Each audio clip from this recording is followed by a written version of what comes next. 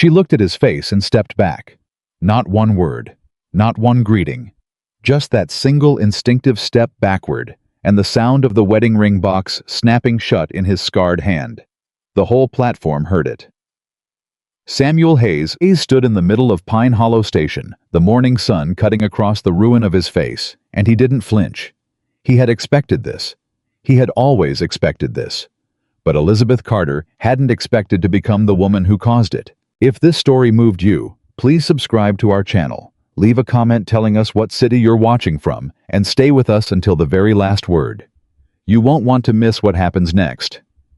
The letter had arrived on a Tuesday. Elizabeth Carter remembered that detail with strange precision. The way the morning light fell across the kitchen table, the way her mother's cough carried through the thin walls from the back room, the way her hands trembled slightly when she broke the seal on the envelope because she had been waiting 3 weeks for it and was terrified of what it might say. The letter was from a man named Samuel Hayes. It was the 4th letter he had written her. The 4th in 3 months. And like the 3 before it, it said almost nothing about himself, in the way men usually said things about themselves. He didn't describe his height, his property, his income, or his ambitions in terms of land or cattle or social standing. He didn't ask about her appearance. He didn't inquire about the exact acreage of the ranch or what the soil was good for, or whether there was water access on the eastern boundary. He wrote about a house he had rebuilt after a family lost theirs in a flood. He wrote about the satisfaction of setting the last beam and watching children run back through their own front door. He wrote about the sound a good piece of wood makes when it's cut true. A clean, honest sound, he called it, and how he believed buildings carried the character of the people who made them. He wrote about wanting more than anything a life that was quiet and purposeful. He wrote, "I am not a man of many words in person, but I find I have a great deal to say to you, and I am not entirely sure why. Perhaps it is because your letters feel honest, and honesty has become rare enough that I notice it."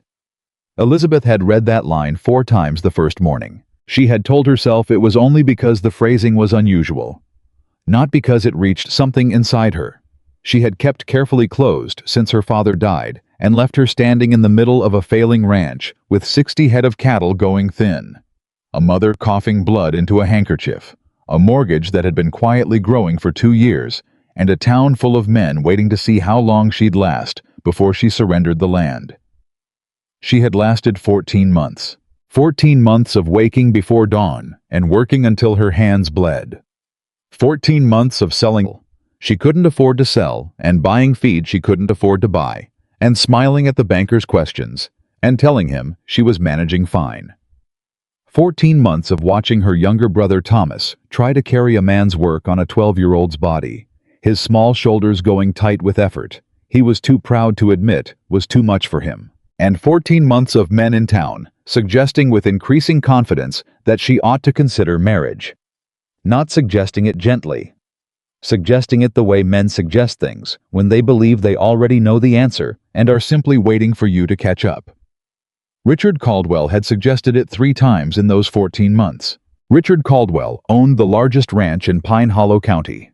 He was 44 years old, thick through the chest, expensive in his dress, and precise in the way he spoke.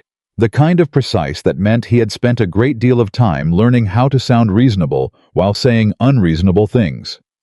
He had a smile that arrived slightly before it was warranted and stayed slightly longer than it should have. He had offered to buy her father's land twice before the man was even cold in the ground. He had done it politely both times, which somehow made it worse. When she turned him down, he shifted his approach. He began suggesting that marriage was the sensible option for a woman in her position. He framed it as concern. He said things like, "I only want to see you protected, and your father would have wanted someone to look after you, and the land is too much for one person." Elizabeth, and we both know it. He never said his own name when he said these things. He didn't have to. The offer was always implied, and it was always attached to the land. Elizabeth had understood from the first week what Richard Caldwell actually wanted. He didn't want her. He wanted the eastern creek bed and the mineral rights her father had quietly secured 15 years ago, and the water access that connected 2 otherwise landlocked properties. He wanted it badly enough to be patient about it, and patient men with money had a way of eventually getting what they wanted in small Colorado towns. So Elizabeth had written the advertisement herself. She had sat at the kitchen table on a cold February night, her mother asleep in the back room, Thomas gone to bed with his school books, and she had written, "Colorado woman 24. Operating working ranch, seeks correspondence with man of honest character who values partnership over possession. Knowledge of land work preferred. Letters only to begin." She had not described herself. She had not mentioned beauty or domestic skill or any of the things women were supposed to mention. She had not mentioned the mortgage or her mother's health, or the fact that the roof of the main barn was one hard winter away from giving up entirely. She had sent the advertisement to a Wyoming paper because she wanted someone who didn't know Pine Hollow, someone who would come without preconceptions. 11 men had written back. 9 of them had asked within the first letter either what she looked like or exactly how much land was involved. She had written back to none of them. Samuel Hayes had not asked either question. She had written back to him. By the 4th letter, she had begun to build a picture of him the way the mind inevitably does when it has words, but no face to attach them to. She pictured someone lean and quiet. Someone whose hands were rough, but whose voice was even. Someone with lines around his eyes from working outdoors, and a kind of steadiness that came from having survived something without being defeated by it. She had not realized how clearly she had drawn that picture until the morning train pulled into Pine Hollow Station and a man stepped onto the platform who matched none of it. How was tall? That part was accurate. Broad through the shoulders, in a way that suggested not just labor, but something older than labor, the kind of physical density that comes from having been tested. He moved deliberately with a stillness about him that was not quite ease, not quite tension, but something between the two. He carried a single leather bag and wore a dark coat that had been good quality once years ago and was still maintained with careful respect for that former quality. And then he turned toward the station, and Elizabeth saw his face. The scar began at his left temple and ran in a long diagonal across his cheekbone, pulling the skin tight along that side of his jaw. A second mark, shorter and deeper, crossed his chin. His left hand, where it held the bag, was textured with old burn scarring that had healed into ridged, discolored skin across the back of his knuckles and down toward the wrist. The platform was not crowded. It was a Tuesday morning. But there were enough people, the station master, 2 men loading freight, a woman with a child waiting for a different passenger, that the silence when it fell was audible. Not complete silence. Murmuring. The particular murmuring of people deciding something without evidence. Elizabeth was standing 15 feet from the platform steps. She had told herself during the 2-day wait between Samuel's final letter confirming his arrival and this moment that she would be composed, that she would assess him fairly, that she was a practical woman making a practical arrangement, and she would conduct herself accordingly.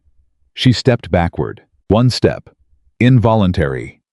Her body made the decision before her mind finished forming it, and she heard her own boot shift on the packed earth and felt the small shock of recognizing what she had just done. Samuel had been watching her since the moment he stepped off the train.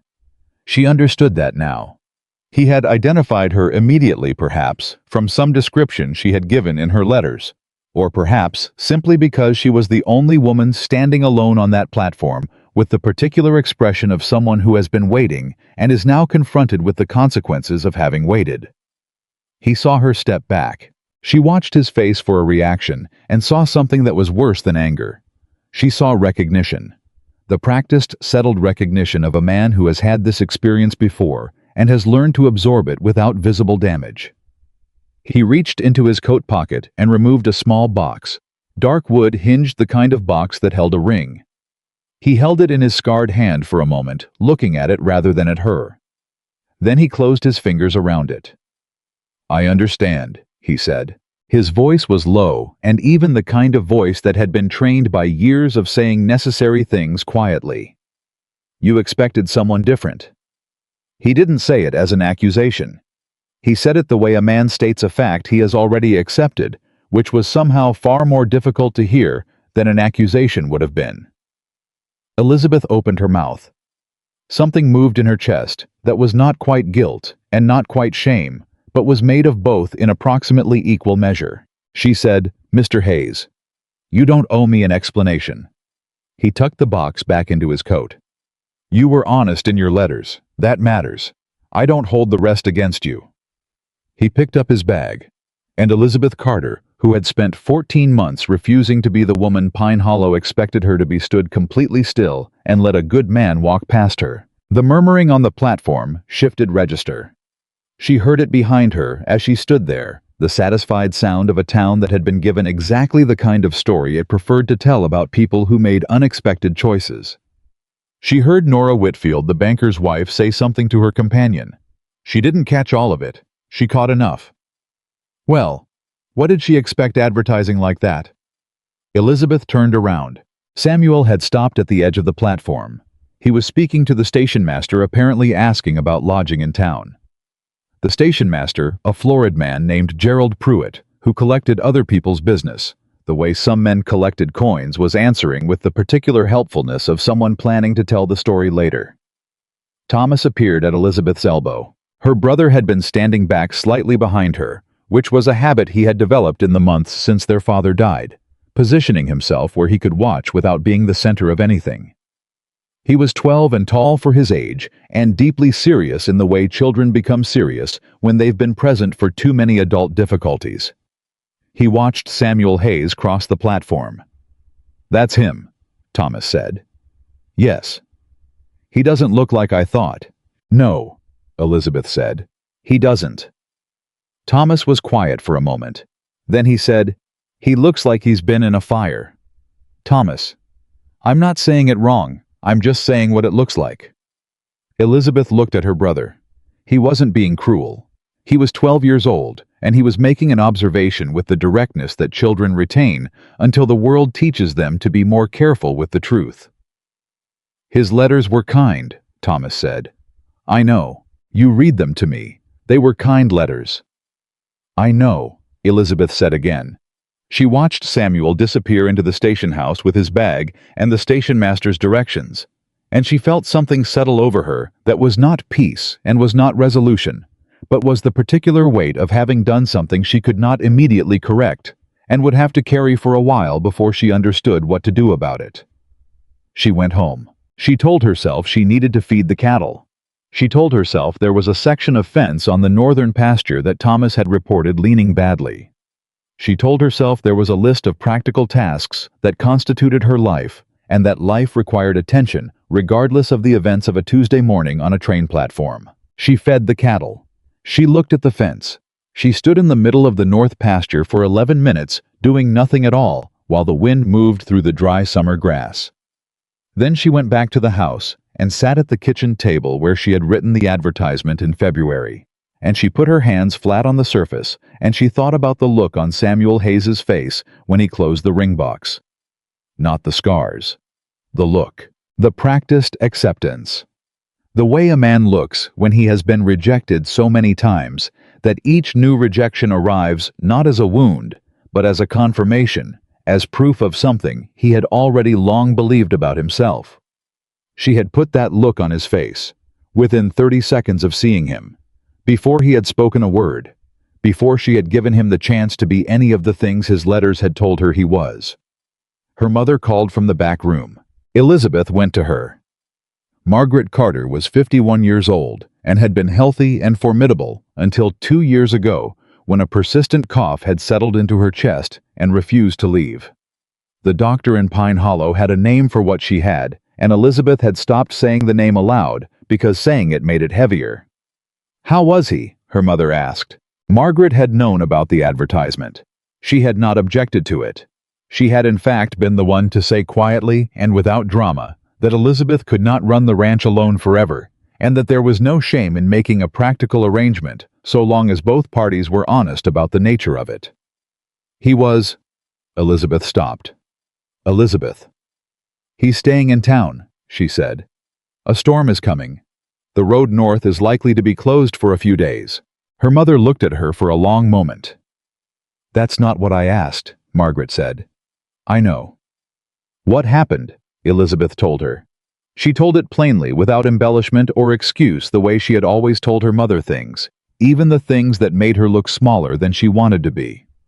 She told her about the platform, and the step backward, and the ring box, and the sound of his voice saying, "I understand," with that terrible practiced evenness. When she finished, her mother was quiet for a moment. "He sounds," Margaret said finally, "like a man who has been told a great many times that his face is the whole story." "Yes. And you told him again." "I didn't mean to." "I know you didn't, but you did." Elizabeth nodded. "What are you going to do about it?" her mother asked. "I don't know yet." "Elizabeth." "I don't know, Mama. I'm trying to work it out." Her mother settled back against her pillows. She had a particular expression she used when she was deciding not to say the rest of what she was thinking. A slight compression of the lips, a deliberate shift of her attention toward the window. She used it now. Elizabeth left her to rest. The storm Gerald Pruitt had been speculating about for 2 days hit that night. It was not a devastating storm, not the kind that took roofs or flooded creek beds, but it was sustained and wind-driven, and by morning the road north out of Pine Hollow was a mud channel that no wagon would navigate without losing a wheel. The road would be passable again in 3 days if the weather held, and possibly 5 if it didn't. Samuel Hayes was staying at Pruitt's boarding house on the main street, which meant he was staying in the only building in Pine Hollow that was guaranteed to generate the maximum possible amount of conversation about him. By the end of the first day, Elizabeth had heard 4 separate stories about him. In one version, his scars came from a knife fight in a Wyoming saloon, the details of which grew more elaborate each time the story was retold. In another version, he had been marked in a mining accident that had also killed 2 other men who were depending on who was telling the story, either his partners or his victims. The third version was the most creative. It involved a dispute over a woman and a rival with a grudge and a fire that may or may not have been deliberate. The fourth version simply said, he was a dangerous man, and anyone who had eyes could see it. Not one version mentioned the letter he had written about the children and the burning house. Elizabeth heard these stories in the feed store, and at the dry goods counter, and through the window of the post office, and she listened to all of them with a flat expression that gave nothing away, because she had learned that expression in the months after her father died, and it had become one of her most useful tools. On the second morning, she went to Pruitt's boarding house. She told herself she was going to apologize. She told herself it was the decent thing to do, and that she was a decent person, and that decent people acknowledged when they had behaved badly. She rehearsed what she would say during the 15-minute walk into town, adjusting the words with each block until she had a version she thought was honest without being excessive. Gerald Pruitt answered the door with an expression of undisguised interest. "Mr. Hayes," Elizabeth said. "Is he in breakfast room?" Pruitt said, stepping aside with a gesture that managed to be simultaneously welcoming and proprietary. "He's been up since 5. Helped me fix a chair that's been broken for 3 months. He paused. Fixed it properly, too. Didn't just hammer it. Took it apart and put it back right. Elizabeth walked through to the breakfast room. Samuel was sitting alone at the far table, his hands wrapped around a coffee cup, reading a newspaper with the focused attention of someone who prefers words on a page to conversations in a room. He was wearing a plain work shirt, sleeves rolled to the elbow, and the burn scarring on his hands and forearms was fully visible in the morning light. He heard her come in. She saw him register her presence, a slight adjustment of his posture, a deliberate moment of stillness before he lowered the newspaper and looked up. His expression was neutral. Not hostile, not warm. Neutral in the way of a man who has decided neutrality is the safest ground to occupy. "Miss Carter," he said. "Mr. Hayes." She stopped 2 feet from the table. "May I sit down?" He gestured to the chair across from him. She sat. She put her hands in her lap and looked at him directly, because she had decided during the walk that looking at him directly was the minimum she owed him after what she'd done. "I came to apologize," she said. "You don't need to." "I think I do." "What happened at the station was a natural reaction," he said. He said it without resentment, which was somehow the most difficult thing she had encountered in this entire situation. "I don't take it personally. You should," Elizabeth said. He blinked. Slightly. It was the first response she had gotten from him that looked unplanned. I mean that I behaved badly, she said. And telling me I don't need to apologize for it it's kind of you, but it lets me off too easily, and I don't think I deserve to be let off easily. Not for that. He was quiet for a moment. What would you prefer, he said. That I tell you it hurt. I'd prefer that you tell me the truth. Something shifted in his expression, not much, but enough that she noticed it. All right, he said. It hurt. In the way things hurt when they confirm what you already believed was going to happen. He picked up his coffee cup. But that's not your fault, Miss Carter. That's the weight of history. You didn't create it. I added to it, she said.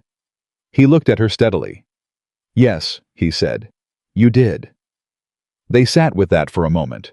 It was the most honest exchange Elizabeth had had with a man in 14 months, and it had taken approximately 90 seconds, and she wasn't entirely sure what to do with that fact.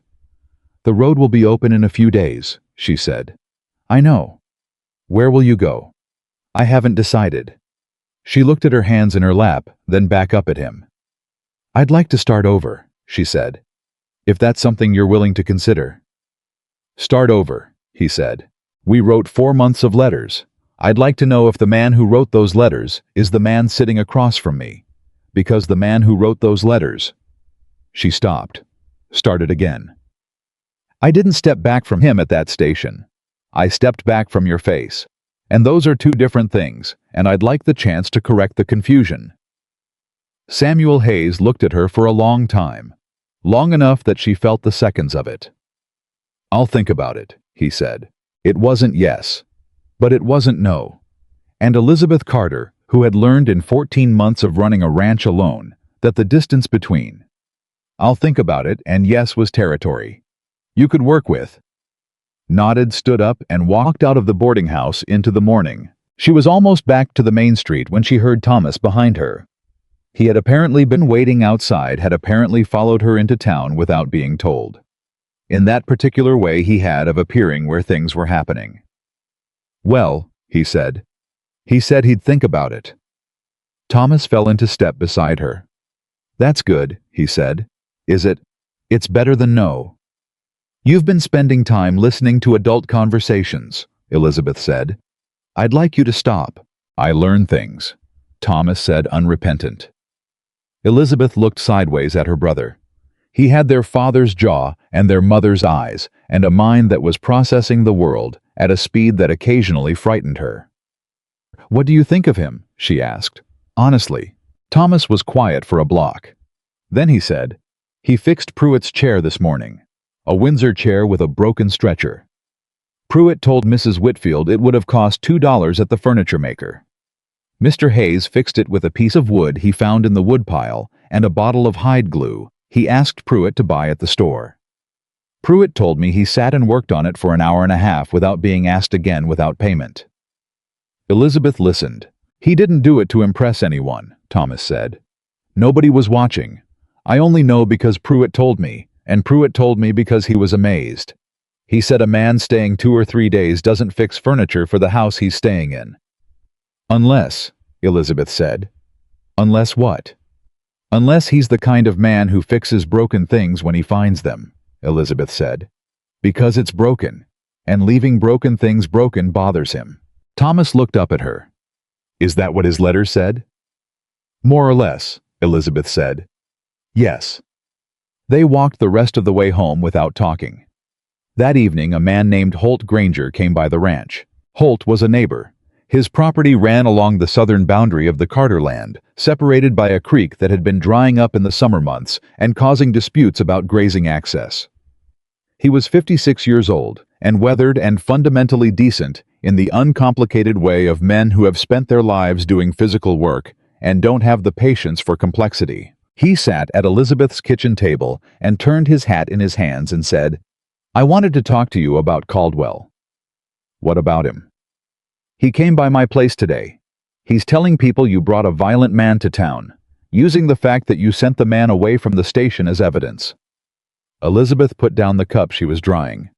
He's saying I sent him away. He's saying you recognized the danger and made a sensible decision. Holt paused. He's framing it as concern for the community. He's framing me, Elizabeth said. Yes. She sat down. What else? He's also started talking about your mortgage. Holt said it quietly with the discomfort of a man delivering news he'd rather not carry. He's not saying anything specific, he's just mentioning it, in the right company, letting people draw their own conclusions about what it means for the land if you can't keep things together. Elizabeth was quiet. I know it's not my business, Holt said, but I've been your father's neighbor for 20 years, and I don't trust Caldwell, and I think you ought to know what he's saying. Thank you, Holt. Is the man Hayes? Is he actually dangerous? No, Elizabeth said.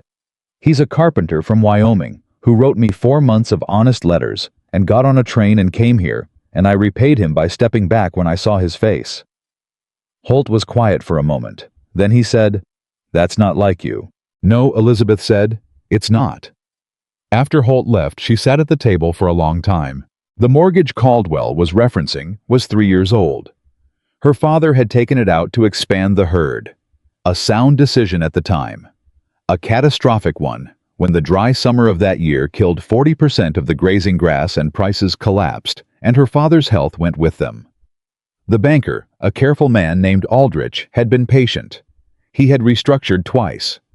But patience was not infinite, and Elizabeth knew with the precision of someone who had been doing the arithmetic every week for 14 months that she had approximately 8 months before the patience ran out and the property question became urgent. Caldwell knew it too. She went to the window. The storm had passed and the night was clear and cold with the particular clarity that high Colorado altitude produced a darkness full of stars, every edge sharp. She thought about the ring box closing in Samuel Hayes's hand.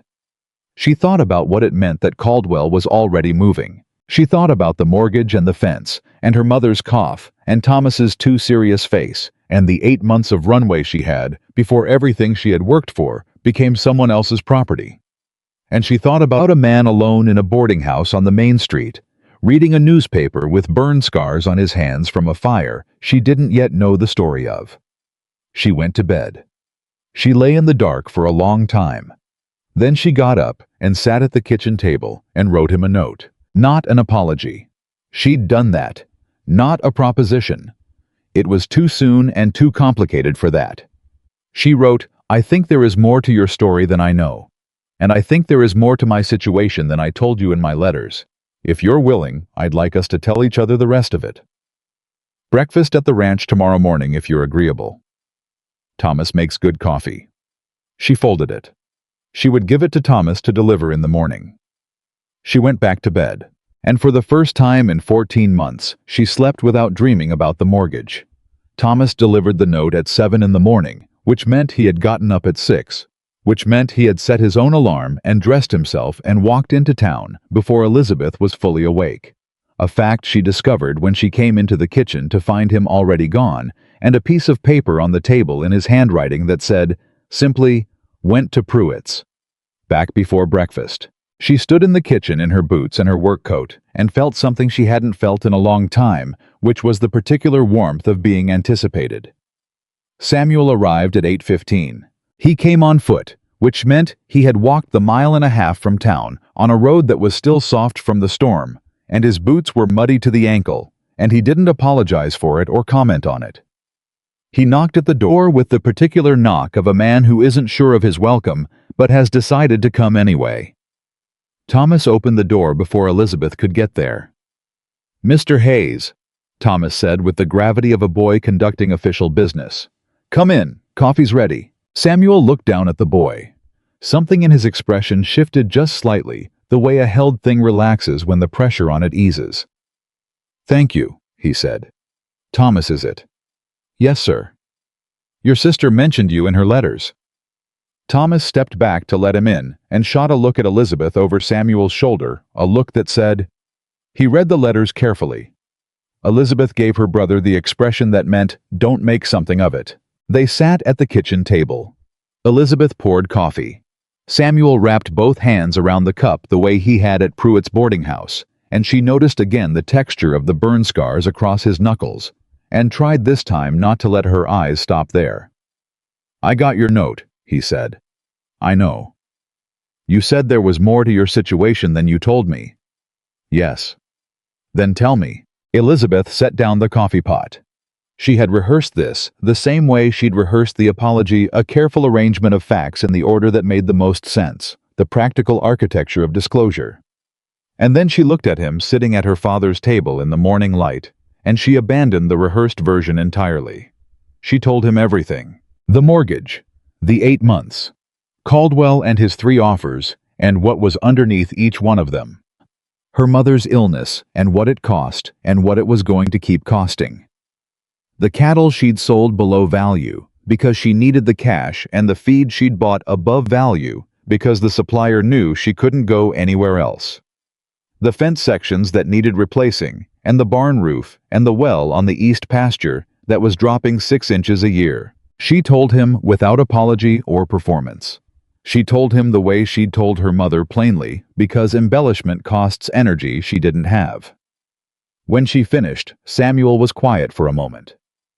You wrote me 4 months of letters, he said, and you left all of that out. I left it out because I didn't want a man to come here and think the arrangement was about rescuing me, she said. I wanted to know who he was before I showed him what he was walking into. And now you're showing me. Now I'm showing you. He turned his coffee cup in his hands. Why? Because Caldwell is already moving, she said. Because he came to my neighbor last night and started talking about the mortgage. Because a man like that moves faster when he thinks you're isolated. She paused. And because I read your letters 4 times each, and I think you understand something about holding ground when everything around you is pushing you to give it up. Samuel looked at her. That's a practical reason, he said. Yes. Is it the only one? The kitchen was very quiet. Outside somewhere in the yard, one of the horses shifted, and the sound of it carried through the morning air. No, Elizabeth said. It's not the only one. Thomas appeared from the direction of the back room. He had apparently been checking on their mother and had the timing instincts of a boy who understood exactly when to make himself visible and when to stay out of sight. He set a plate of bread on the table and sat down at the end and looked from Samuel to Elizabeth with the expression of someone watching a situation develop and exercising careful restraint about commenting on it. Samuel looked at this boy. Do you know carpentry? He asked. Thomas blinked. Some.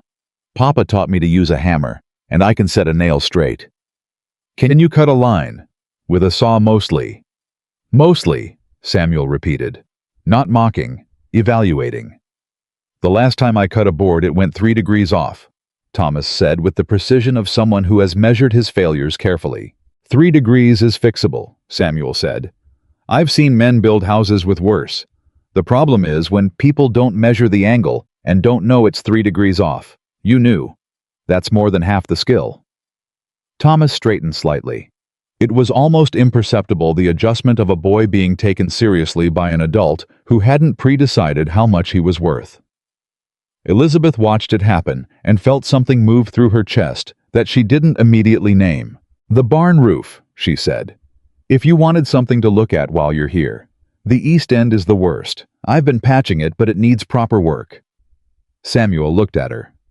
You're asking me to work. I'm asking you to look, she said. There's a difference. He nodded slowly. After breakfast, they ate. Thomas talked about the fence and the horses, and a mare named Clover, who had developed a bad shoe, and the question of whether the creek on the south boundary was going to dry up entirely before fall. Samuel listened with the focused attention of a man cataloging information rather than making conversation, asking specific questions. When Thomas paused, not polite questions, but technical ones, the kind that indicated he was actually thinking about the problems and not just being agreeable. When Thomas described the creek issue, Samuel asked, "Which direction does it run in the dry season? Is there a secondary channel?" Thomas looked at Elizabeth. "There's a secondary channel about a quarter-mile west," she said. "My father dug a diversion trench 3 years ago, but it silted up the second summer." "How wide was the original trench?" 2 feet, maybe 3. "That's too narrow," Samuel said. "Water moving that slow will always silt. You'd need 4 feet minimum and a slight grade about 2% downhill. Then you're using the water's own movement to keep the channel clear." Elizabeth looked at him. I spent 2 years doing irrigation work in Wyoming before the carpentry, he said. He said it without any particular significance, the way people mention relevant experience when it's relevant. Is there anything you haven't done? Thomas asked. Plenty, Samuel said. But I've done enough to know what a 2% grade looks like and what silting does to a narrow trench. After breakfast, they walked to the barn. Samuel moved through the yard with the particular gait of someone reading a property, his eyes moving in patterns. Elizabeth recognized from the way her father used to walk his own land, checking things with a kind of professional attention that looked casual but wasn't. He glanced at the fence line on the east pasture without commenting. He stopped briefly near the well and looked at the ground around the cap. At the barn, he stood in the doorway for a moment before going in. He looked up at the east end roof without touching anything. "How old is this barn?" he asked. 30 years. My grandfather built it. Good work, originally." He walked the length of it looking up. "The main beams are sound. The problem is the secondary rafters. There are 3 that have bowed, and when they bow, the purlins separate and water gets in at the joints. The shingles are secondary. You can replace shingles every year, and it won't matter if the frame underneath is moving. Can it be fixed? Yes." He stopped. "It's not a small job. 2 weeks of solid work, maybe more. You'd need lumber, I can tell you what to order. And you'd need someone on the roof who knows what they're doing." "Are you offering?" Elizabeth said. He turned to look at her. "I'm telling you what the barn needs," he said. "What happens after that depends on what you want." It was a careful distinction. She heard it clearly. "I want to know why you came," she said. Not the practical answer, the real one. Howe was quiet for long enough that she thought he might not answer.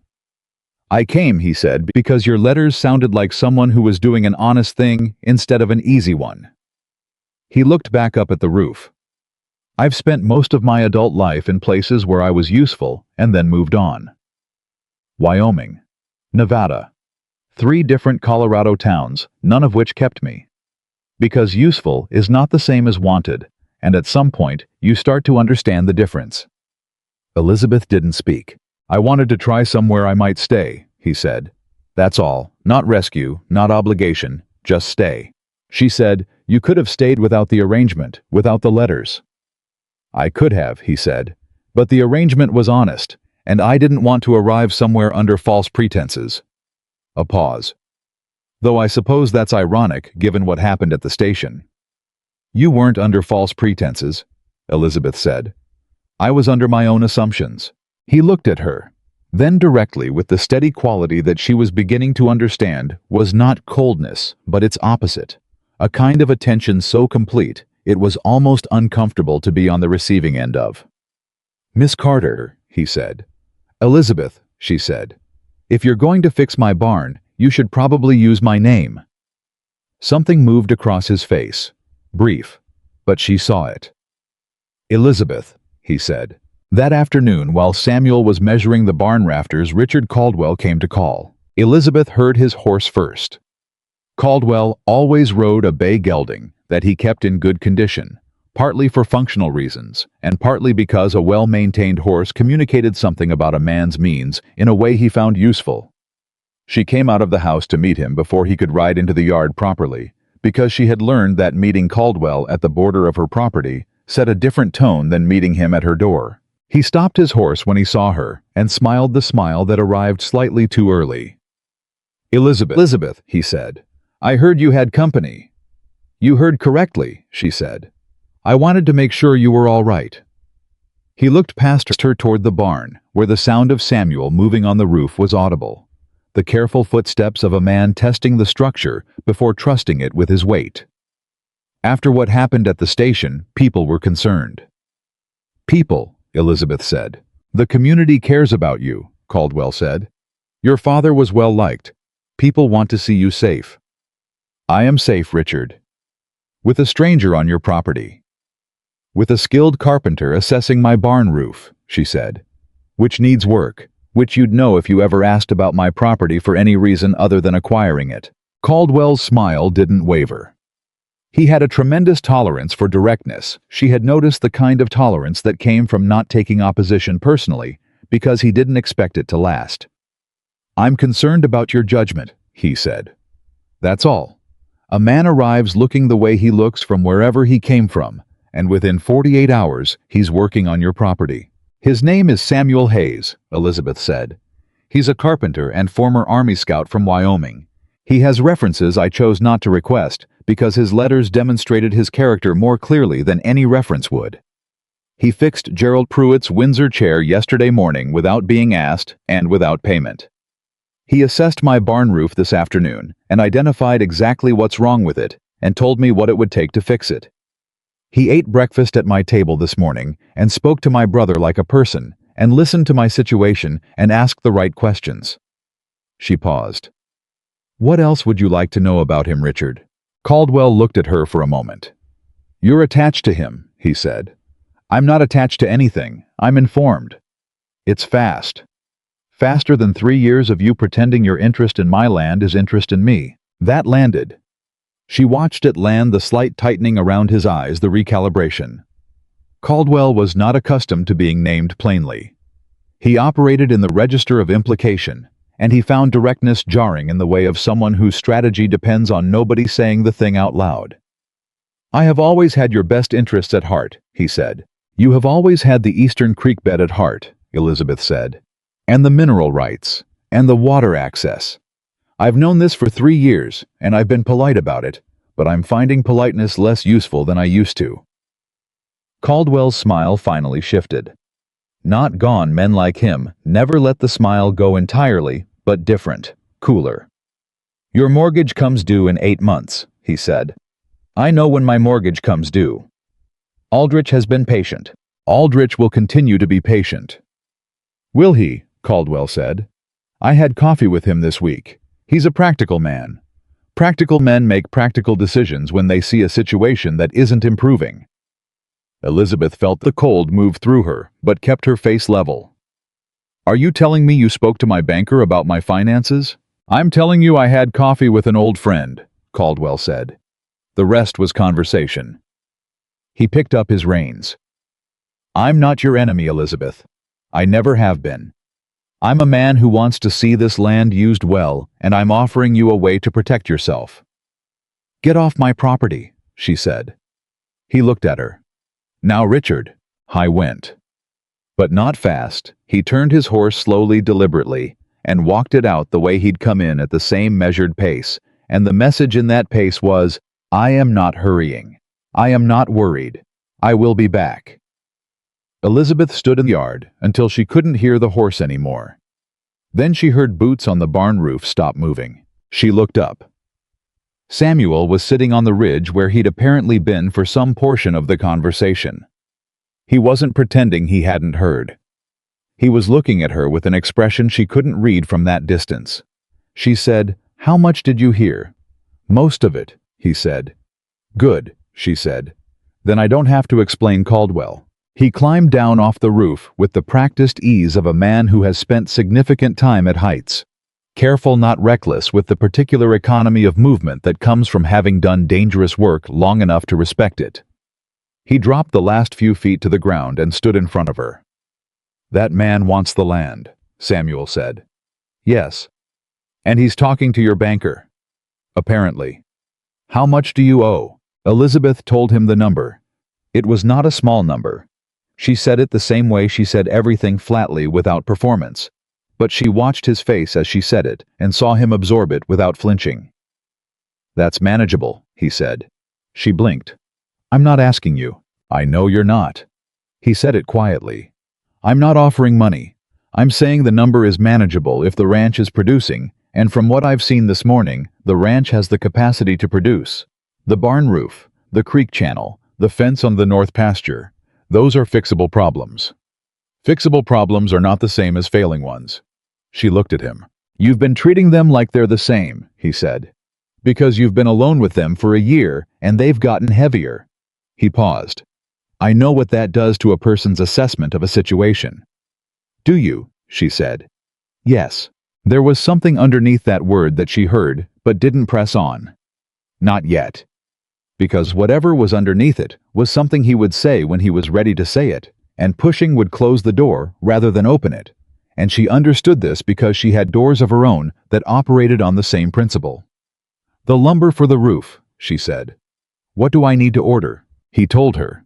He told her in the specific practical language of a man who knows materials, lengths and grades and quantities, and the particular type of pine that held in high-altitude weather better than the alternatives. She wrote it down on the paper she pulled from her coat pocket, the pencil she always kept there, and he waited while she wrote and didn't apologize for the detail or soften the technical language. When she finished writing, she looked up. He was watching her write with an expression she recognized from her father. The expression of someone who respects competence and is slightly surprised to find themselves respecting it in a place they hadn't expected to. "I'll go to the lumberyard tomorrow," she said. "I'll come with you," he said. "Otherwise, Harmon will overcharge you." "He always overcharges me." "He won't if I'm there." She thought about pointing out that she was capable of negotiating her own lumber prices and had been doing so for 14 months. She decided not to. Not because she was incapable, but because he wasn't offering to do it instead of her. He was offering to stand next to her, and those were different things. "Fine," she said. They walked back to the house. Thomas was on the porch, supposedly reading his schoolbook, actually watching them with the studious intensity of a boy who has decided to gather data before forming a conclusion. "Is Mr. Hayes fixing the roof?" Thomas asked. "We're discussing it," Elizabeth said. "He needs lumber," Thomas said. "I heard him say what to order. I wrote it down too." He held up his own piece of paper. Samuel looked at the boy. "You wrote it down. In case she missed something," Thomas said. "She didn't, but in case." A sound came from somewhere in Samuel's chest. That was not quite a laugh. Something shorter and more surprised than a laugh. Something that sounded like the beginning of one stopped before it could become one. But his eyes changed when it happened, and Elizabeth saw the change, and she stored it away without quite acknowledging to herself that she was doing so. Her mother called from inside. Elizabeth went in. Margaret was sitting up in bed a good day, which meant less coughing and a color in her face that approached normal. She looked at Elizabeth with sharp, assessing eyes that illness had not dulled. "I heard a horse earlier," she said. "Caldwell." "What did he want?" "The usual." Elizabeth sat on the edge of the bed. "He's been talking to Aldrich." Margaret's expression didn't change, but her hands folded on the blanket pressed slightly closer together. "How do you know?" "He told me, casually, the way he does things that are meant to frighten you." "Are you frightened?" Elizabeth thought about it honestly, which was the only way she thought about things with her mother. "I'm concerned," she said. "There's a difference." "What did Hayes say?" "He said the number was manageable if the ranch was producing." Her mother looked at her for a long moment. "Is that all he said?" "He's going to come to the lumber yard with me tomorrow." Margaret was quiet. Then she said, "Bring him in here." "Mama." "I want to meet the man who's working on my barn," Margaret said. "And I want to look him in the eye when I do it." Elizabeth went back to the porch. Samuel was talking to Thomas about the fence this time. Thomas explaining the specific section that had been leaning since spring. Samuel asking questions that indicated he was building a picture of the property's problems in his mind, the same way he'd built a picture of the barn. "My mother wants to meet you," Elizabeth said. Samuel stood. He didn't hesitate or straighten his coat or do anything that suggested the request made him self-conscious. He simply stood and said, "Of course." He followed her inside. At the door of the back room, he stopped and looked at Elizabeth. "She knows about—" He gestured briefly toward his face. "She knows you have scars," Elizabeth said. "She's not a woman who responds to appearances." He nodded. They went in. Margaret Carter looked at Samuel Hayes for a long, unashamed moment. The kind of look that older women with failing health are permitted direct, comprehensive, unencumbered by the social convention that prohibits staring. She looked at his face and his hands and his posture and the way he stood in the doorway of her room, and she took her time about it. Samuel stood still and let her. "Sit down," Margaret said. He sat in the chair beside the bed. "Elizabeth tells me you're a carpenter," Margaret said. "Yes, ma'am." "And a scout." "Formerly." "The Army." It wasn't quite a question. For 3 years, civilian contract. I know territory. Tracking mapping supply lines. And the scars, Margaret said. Are you going to tell me about them? Elizabeth, standing in the doorway, felt the air in the room change. Not tension exactly. Something more like the particular quality of a moment when truth is about to be said aloud for the first time in a long time. Samuel looked at Margaret Carter with an expression that was the most open thing Elizabeth had seen on his face. Prairie fire, he said. 6 years ago, I was volunteering with a fire crew in eastern Wyoming. A family's homestead caught the grass was tinder that summer. The wind was wrong. They had 4 children. He stopped. The parents got out. I helped with that, but the 2 youngest were still inside. Margaret was very still. I went back in, Samuel said. I got the children out. The roof came down on my way through the last time. He looked at his hands. I survived. They all survived. These... He turned his hands slightly. These are what that cost.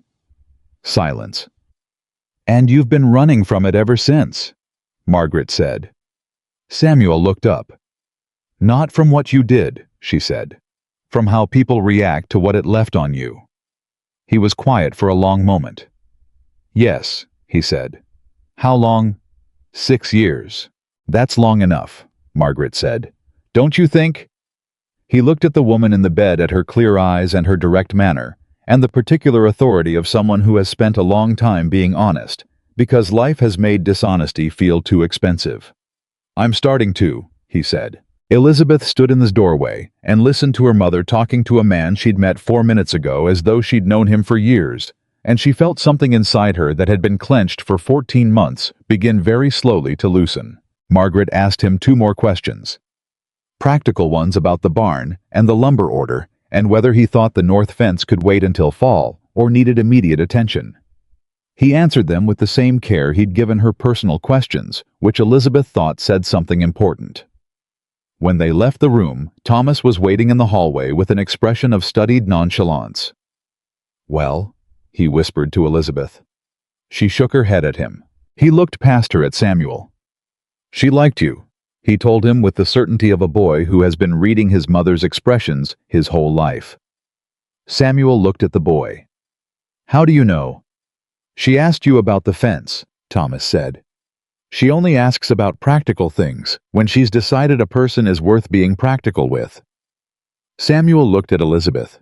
She said, He's not wrong. It was almost dark by the time Samuel walked back to town.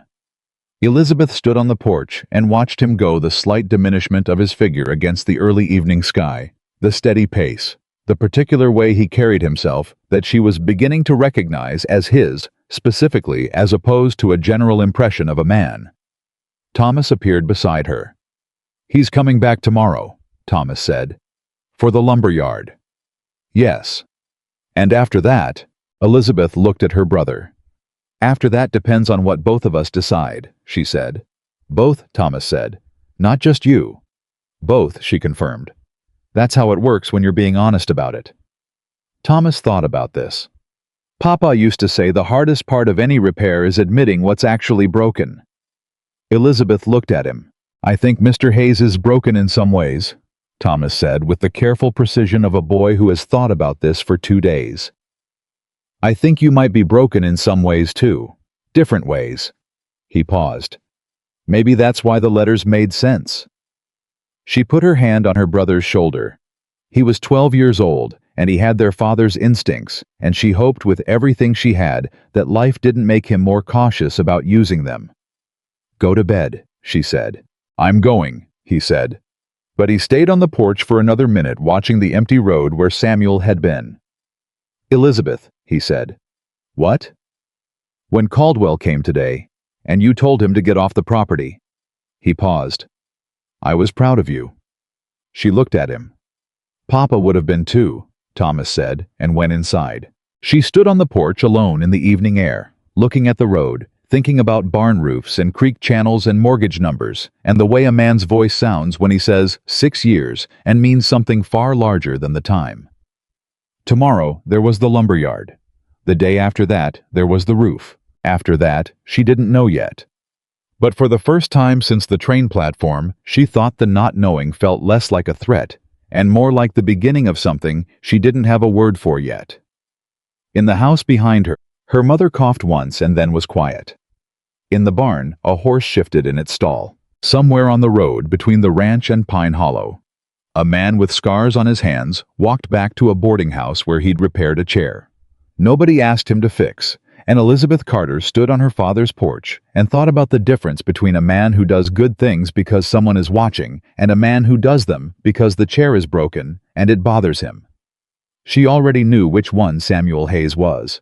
The question she was just beginning to ask herself, the one that arrived quietly without announcement in the cool evening air of a Colorado summer, was what she was going to do about it. The lumberyard trip changed things. Not in any dramatic way. Not in the way stories sometimes pretend things change a single moment, where everything pivots and the world rearranges itself around a new center. It changed the way real things change, which is quietly and in accumulation. One small observation, stacking on top of another until the pile becomes something you can no longer ignore. Harmon Briggs ran the Pine Hollow lumber yard with the particular confidence of a man who had operated without serious competition for 20 years and had adjusted his prices accordingly. He was not dishonest in any way that could be proven. He was simply very good at identifying what a person needed and charging precisely what they could bear to pay for it. Elizabeth had been paying his prices for 14 months because she had no alternative, and because arguing with Harmon produced a temporary reduction, followed by a permanent deterioration in service quality that cost more in the long run than the original overcharge. She walked in with Samuel beside her and gave Harmon her list. Harmon looked at the list. He looked at Samuel. He looked at the list again. It didn't run Tuesday. It ran Thursday. Elizabeth knew this, and she was fairly certain Samuel knew this, and she was absolutely certain Harmon knew this, and the three of them stood in a brief configuration of shared awareness of the bluff being called. Harmon took them to the back. The negotiation took 40 minutes. Samuel moved through the lumber stock with the focused attention of a man who knows what bad wood looks like and is not embarrassed to say so, pulling boards and checking grain and setting aside everything that had twist or check or the particular dullness that indicated moisture damage. He discarded a third of what Harmon had initially planned to include in the order. Harmon protested twice. Samuel explained his reasoning both times, not combatively, but with the calm specificity of a man who knows he's right and doesn't need to raise his voice about it. By the end, the order was smaller, higher quality, and 14% cheaper than Elizabeth had paid for similar materials the previous fall. Walking back to the wagon, Elizabeth said, "You knew he'd back down." "I knew he'd prefer a deal to a loss," Samuel said. "Those aren't the same thing, but they produce the same result." "You do that often," the bluff. "Only when I'm right about the wood." He climbed up onto the wagon seat. "Being right about the wood matters. If I'd been wrong, he'd have known it, and we'd have lost the ground." She looked at him sitting on the wagon with the calm certainty of a man who does not overreach because he has learned precisely where his reach ends. "You're not what I expected," she said. "No," he said. "I'm not." She climbed up beside him. He handed her the reins without being asked, not as a statement, simply as the natural movement of returning a thing that belonged to her. She drove.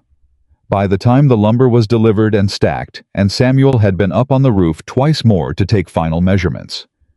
3 days had passed since his arrival. The North Road had reopened, and nobody had mentioned him leaving. Not Elizabeth, not Thomas, not even Samuel himself. He simply continued to appear each morning, arriving at the ranch before 8, working through the midday heat with the methodical focus of someone who has learned that steady effort over time produces more than bursts of urgency. He worked on the barn roof.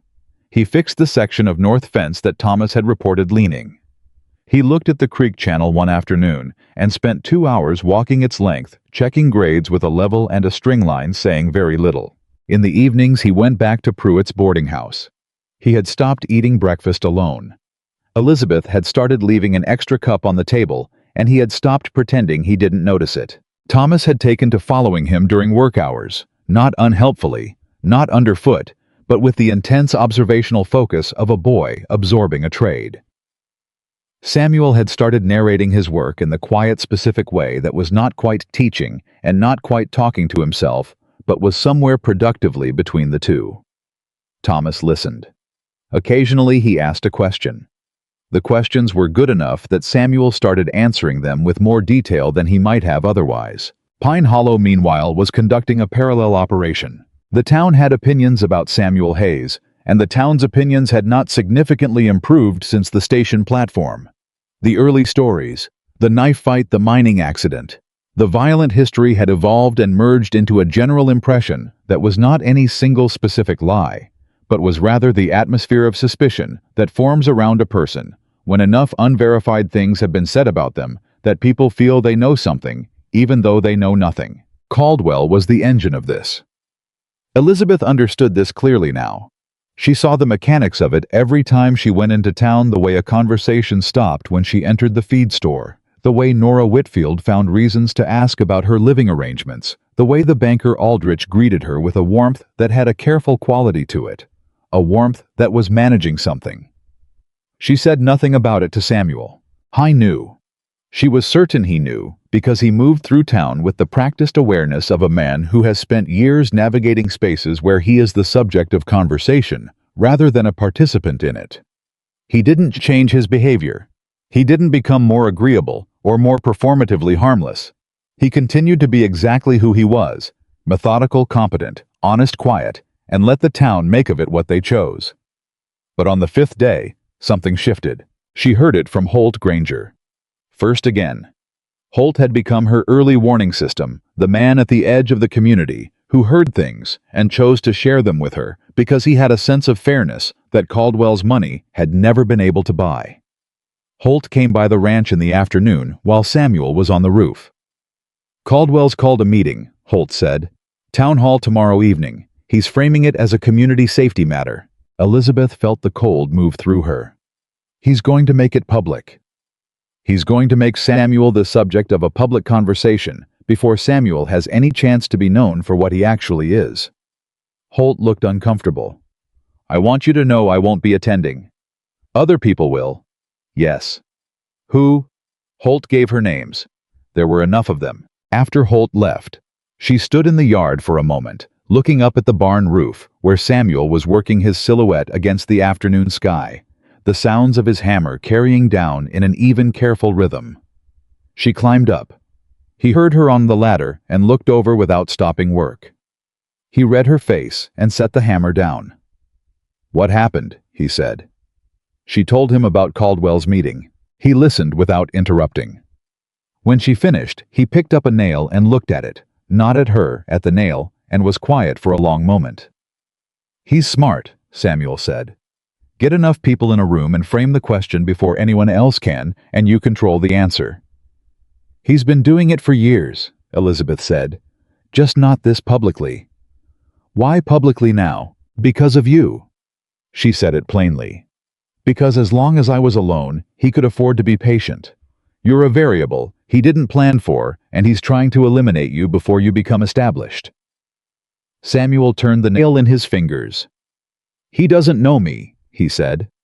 No. But he knows what your face looks like, and he knows what this town is inclined to believe, and that's enough for what he needs. Samuel looked at her. What do you want to do? The question landed simply, not a challenge, not a deflection, just a genuine inquiry from a man who had decided this was her situation and her territory and her right to navigate. I want to go to the meeting, she said. He nodded slowly. All right. You should come, she said. He was quiet. If you're not there, they'll talk about you as though you're a problem to be solved, she said.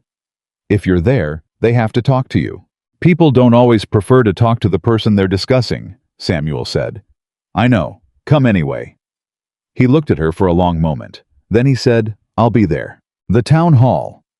The following evening was full in the particular way of small community events that carry the specific gravity of judgment. Not every seat taken, but every seat that mattered. The ranchers and the merchants and the women whose husbands' opinions moved through town before breakfast.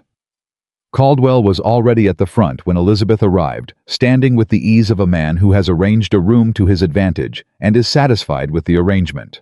She walked in with Samuel beside her and Thomas on her other side. Thomas had announced that morning that he was attending and had responded to Elizabeth's attempt to dissuade him by pointing out with a 12-year-old's unassailable logic that he was a member of the Carter household and the household's interests were being discussed, and therefore his presence was not optional. She had let him come. The room registered their entrance.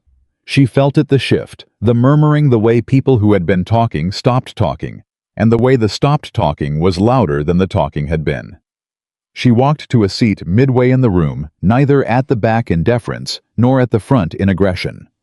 Samuel sat beside her. Thomas sat on his other side, very straight, with the expression of a boy who has decided his face is a statement. Caldwell looked at them when they sat down. His expression showed a brief calculation, the assessment of an unexpected variable, and then resettled into his practiced warmth. "Elizabeth," he said with the tone of a man welcoming a guest rather than acknowledging an opponent. "I'm glad you came. This concerns you." "I know it does," she said. He called the meeting to order. He was good at it. The opening, the framing, the establishment of concern as the operating emotion, rather than anything that might sound less reasonable. He said he was worried. He said the community had responsibilities to one another. He said that in difficult times, good people needed to look out for good people. He said Samuel Hayes's name for the first time 7 minutes in, and he said it the way you say the name of something you're not sure is safe, with a careful pause on either side of it. He said, "A stranger arrived in our community under circumstances that many of you witnessed. The circumstances raised questions that haven't been answered. A man named Colton, who ran the dry goods store, and who Elizabeth had always found to be fundamentally decent when Caldwell wasn't in the room with him, said, 'What kind of questions?' Caldwell spread his hands in a gesture of openness. 'That's what I'd like to find out,' he said. 'Who is this man? Where does he come from? What happened to him?' A pause. 'Why is he still here?' The last question was aimed at Elizabeth. Everyone understood it was aimed at Elizabeth. Elizabeth sat still and let it hang in the air. Then Samuel stood up. The room went very quiet. He stood at his full height, which was considerable, and he looked at Caldwell with an expression that was not hostile, and was not placating, and was not the carefully managed neutrality she had seen him use as armor since she'd known him. It was something else, something that had the quality of a decision having been made. "Mr. Caldwell," Samuel said, "you've asked who I am. I'm happy to answer that." Caldwell gestured with the magnanimous courtesy of a man who has set a trap and is inviting you to walk into it. "Please." "My name is Samuel Hayes," Samuel said. "I'm from Casper, Wyoming, by way of several other places that are all part of the same story. I'm a carpenter by trade and a former civilian scout. I came to Pine Hollow because Elizabeth Carter wrote me 4 months of honest letters, and I believed honest letters were worth a train ticket." He paused. "I'm still here because the barn needs a new roof, and I said I'd fix it, and I don't leave jobs half done." A few people in the room shifted, not dramatically, but she saw it. "That answers some questions," Caldwell said. "It doesn't answer others." "Such as?" "Such as?" Caldwell gestured toward him. "What happened to your face, Mr. Hayes? I don't mean that unkindly, but the community has a right to know the character of the men who live within it." The room was very still. Elizabeth felt the collective held breath of a group of people who were deeply interested in the answer, but would not have asked the question themselves. Not out of kindness, but out of the particular social cowardice of communities that prefer someone else to do the aggressive thing so they can benefit from the result while keeping their own hands clean. Samuel said, 6 years ago there was a prairie fire in eastern Wyoming. A family named Brennan, father, mother, 4 children. The 2 youngest were inside the house when the fire reached it. I went in twice. I got the children out. The roof came down on my way out the second time. He held up his hands, turned them so the scarred backs were visible. These are what that looks like 6 years later. The room absorbed this. Then Caldwell said, and his voice was still reasonable, still concerned, still operating in the register of a man managing a public interest. "Can anyone verify that?" It was the right move tactically. Elizabeth felt the room tip back toward doubt, because Caldwell had given it a plausible reason to doubt. And doubt was easier than belief, when doubt cost you nothing, and belief required you to revise an opinion you'd already formed. But before she could speak, a woman in the back of the room said, "I can." Everyone turned. The woman was perhaps 60 years old. She was small and plainly dressed, and she had the particular quality of stillness that belongs to people who do not speak often in public and know the weight of it when they do. She had arrived late enough to be sitting at the edge of the room, which meant almost nobody had noticed her come in. Elizabeth didn't recognize her. She said, "My name is Clara Brennan. I have been visiting my sister in Denver for the past 2 months. I arrived in Pine Hollow 3 days ago on my way back to Wyoming." She looked at Samuel. "That man went into my house twice. My youngest daughter was 5 years old. She is 11 now, and she is healthy and she is alive because of what that man's hands look like." The room did not murmur. The room was silent in the way of a space where something has shifted irrevocably, and everyone knows it, but nobody has said it yet. Caldwell's expression had not changed, but something behind it had a tightening, a recalculation. He was a man who had built a careful structure and watched someone remove the central beam with a single sentence. "Mrs. Brennan," he said, "I appreciate your—" "I'm not finished," Clara Brennan said. Caldwell stopped. "I came to this meeting because Gerald Pruitt mentioned it at breakfast this morning, and I recognized the name of the man being discussed," she said. "I don't know your town's business. I don't know what this man wants from you." She looked at Caldwell without warmth. "But I know what Samuel Hayes did in eastern Wyoming in the summer of 1880, and I know what my daughter's face looked like when he carried her out of that fire, and I know what his looked like after." She paused. "If your community cannot see the difference between a scar from a crime and a scar from a sacrifice, then your community has a problem that this meeting will not solve." The silence held for a full 5 seconds. Then it broke, not into chaos, into conversation, the particular noise of a room full of people revising their assessments simultaneously, which produced a sound like something coming unstuck. Elizabeth was looking at Caldwell, who was already regrouping.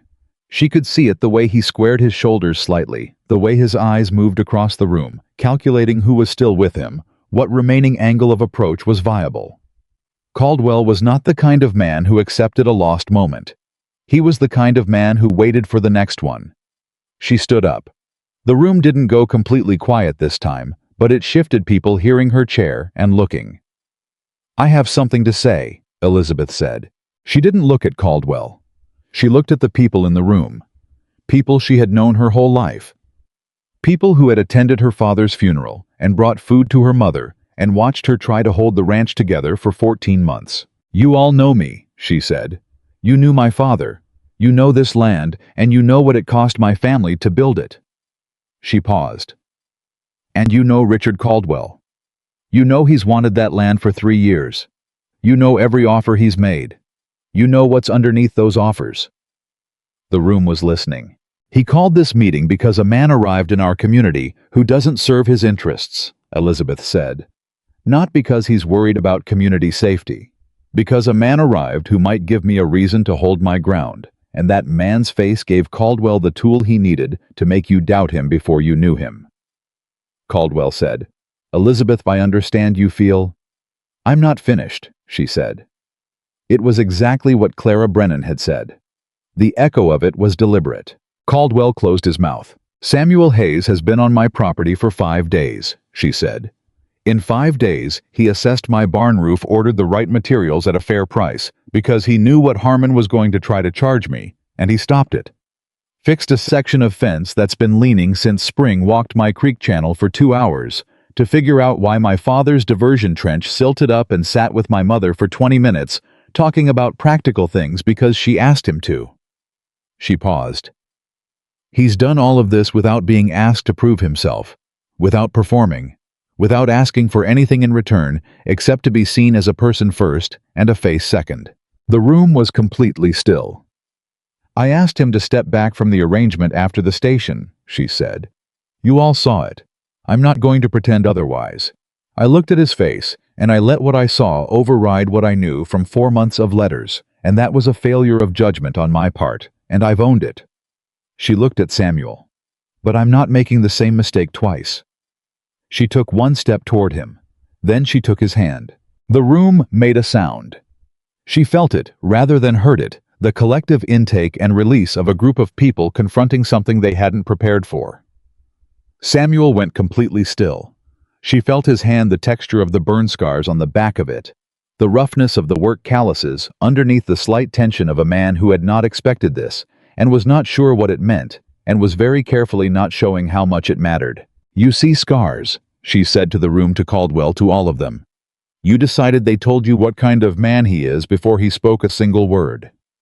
Her hand tightened around his. "But I know what made those scars. And I know the man who carries them. And he is not a danger to this community. He is exactly the kind of man a community needs and rarely deserves."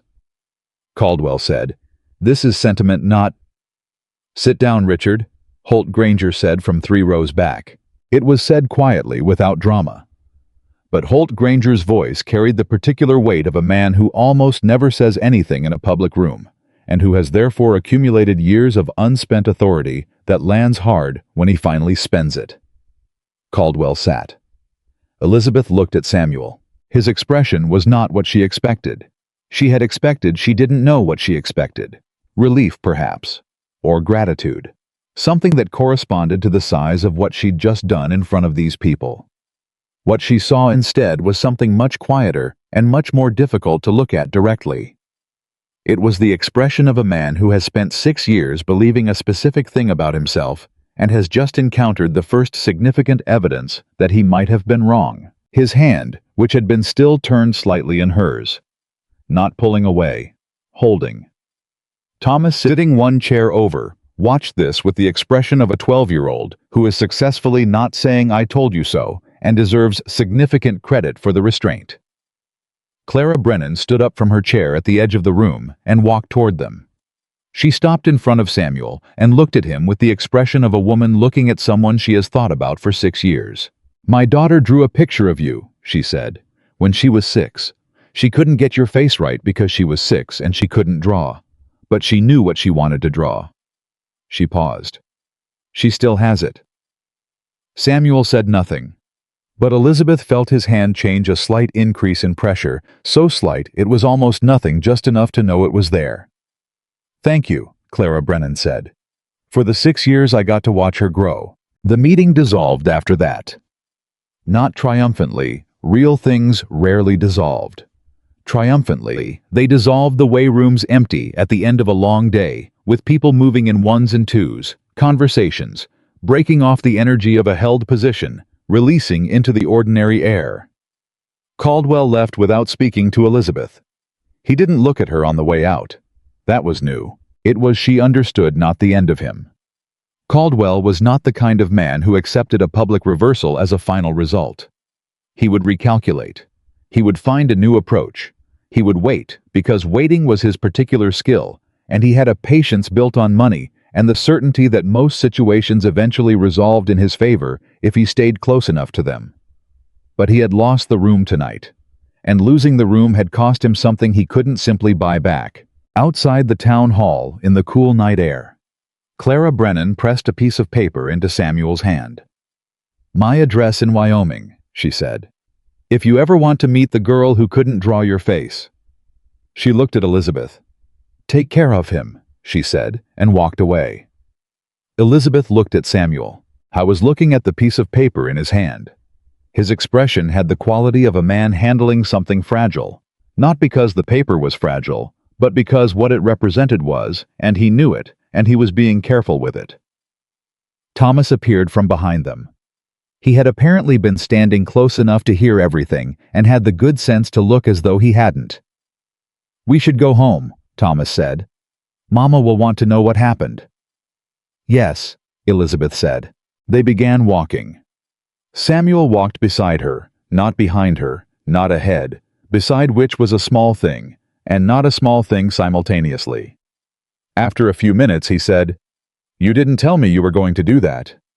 "No," she said. "The hand." "No." "Why not?" She was quiet for a moment. Because if I'd planned it, it would have been a performance, she said. And you've had enough of those. He walked beside her in silence for a while. Then he said, "What does this mean, Elizabeth, practically?" She understood the question. He was asking about the arrangement. The original arrangement. The letters, the train ticket, the ring box that had closed on the platform and not been mentioned since. She said, "It means you're not a stranger here anymore.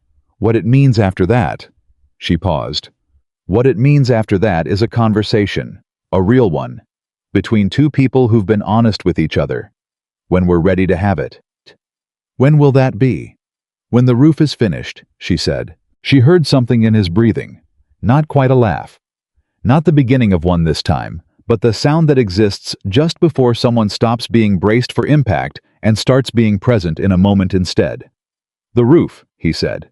"All right." "4 more days of work," she said. "If the weather holds." "It'll hold," he said. "You can't know that." "I know this territory," he said. "I spent 3 years reading weather for the army. It'll hold."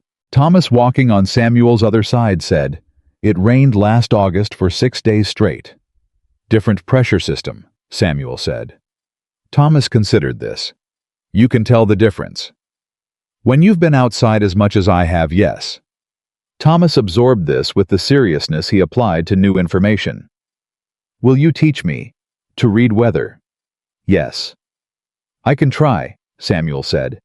"It takes practice, and you have to be willing to be wrong and learn from it." "I measured my saw cut to 3 degrees, Thomas said. "I know how to be wrong about something and fix it."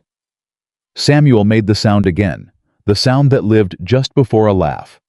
The one Elizabeth had been noticing and cataloging since the first morning in the kitchen. Thomas heard it too. He looked past Samuel at Elizabeth with the expression of a boy who has accomplished something and is being judicious about the celebration. They were halfway home before Elizabeth realized that for the entire walk from the town hall, she had not once thought about the mortgage. She thought about it now, the number, the 8 months.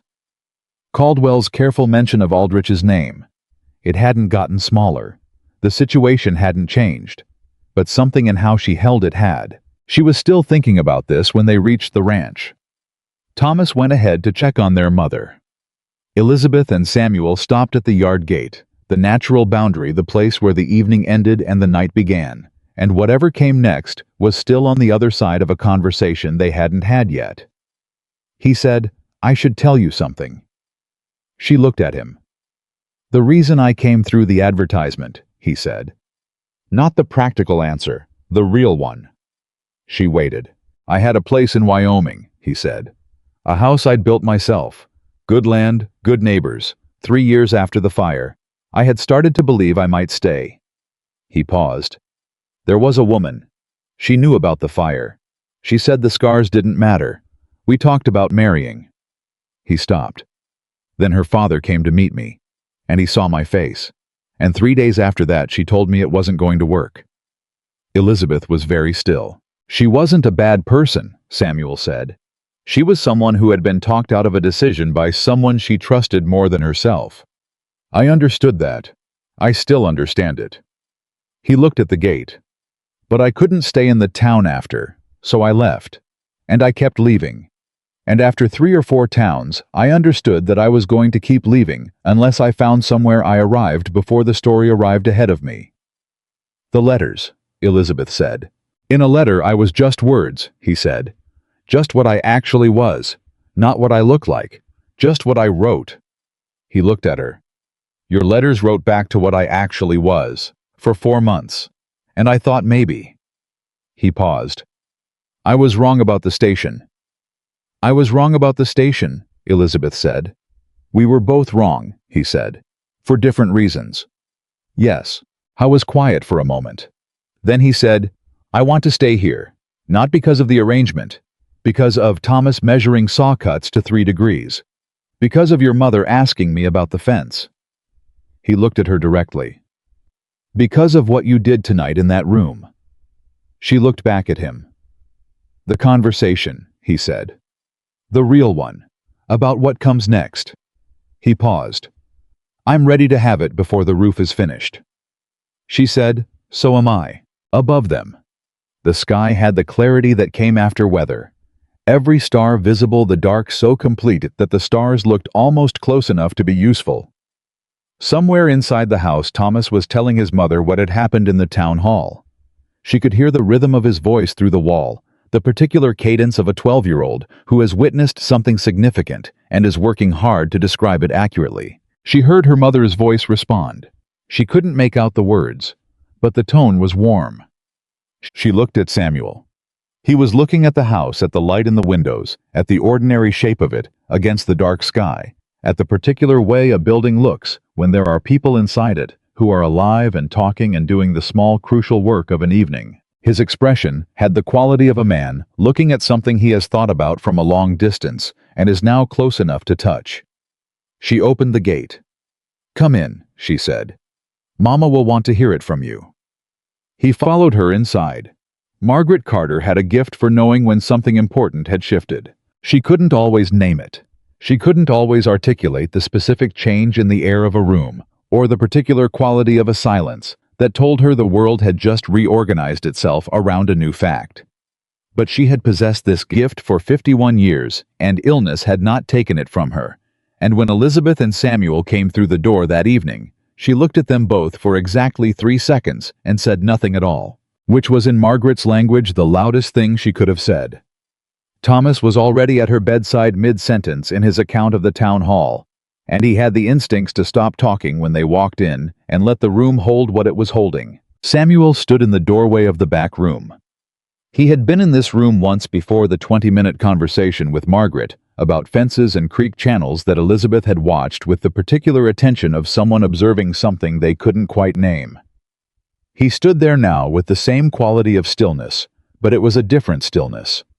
Not the careful neutrality of a man managing his exposure. Something that had put its armor down. Margaret looked at him. "Sit," she said. He sat. "Thomas tells me you stood up in that room," she said. "Yes, ma'am." "And that Elizabeth took your hand." A pause. "Yes." "In front of Richard Caldwell." "In front of everyone," Samuel said. Margaret was quiet for a moment. Then she said, "My husband took my hand in front of everyone once, at a town meeting 1861. Half the room thought he was making a fool of himself." She looked at her hands on the blanket. He didn't care. That was the thing about Robert. He knew what mattered, and he didn't care who was watching when he showed it. She looked up at Samuel. "Do you know what mattered tonight?"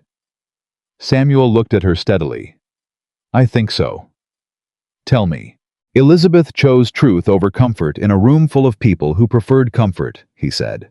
"That matters, not because of what it means for me, because of what it says about who she is." Margaret Carter looked at the man sitting beside her bed for a long moment. Then she made a sound that was not quite approval and not quite satisfaction, but was the vocal equivalent of something being confirmed. "You'll do," she said. Thomas, from his position at the end of the bed, caught Elizabeth's eye and made the very small expression of a boy exercising extraordinary willpower. They stayed another hour. Margaret asked Samuel questions, real questions, the kind she asked when she had decided someone was worth understanding, rather than simply evaluating. She asked about Wyoming. About the carpentry specifically, how he had learned, who had taught him, what he had built that he was proudest of. He answered without performance in the same direct particular way. He answered everything.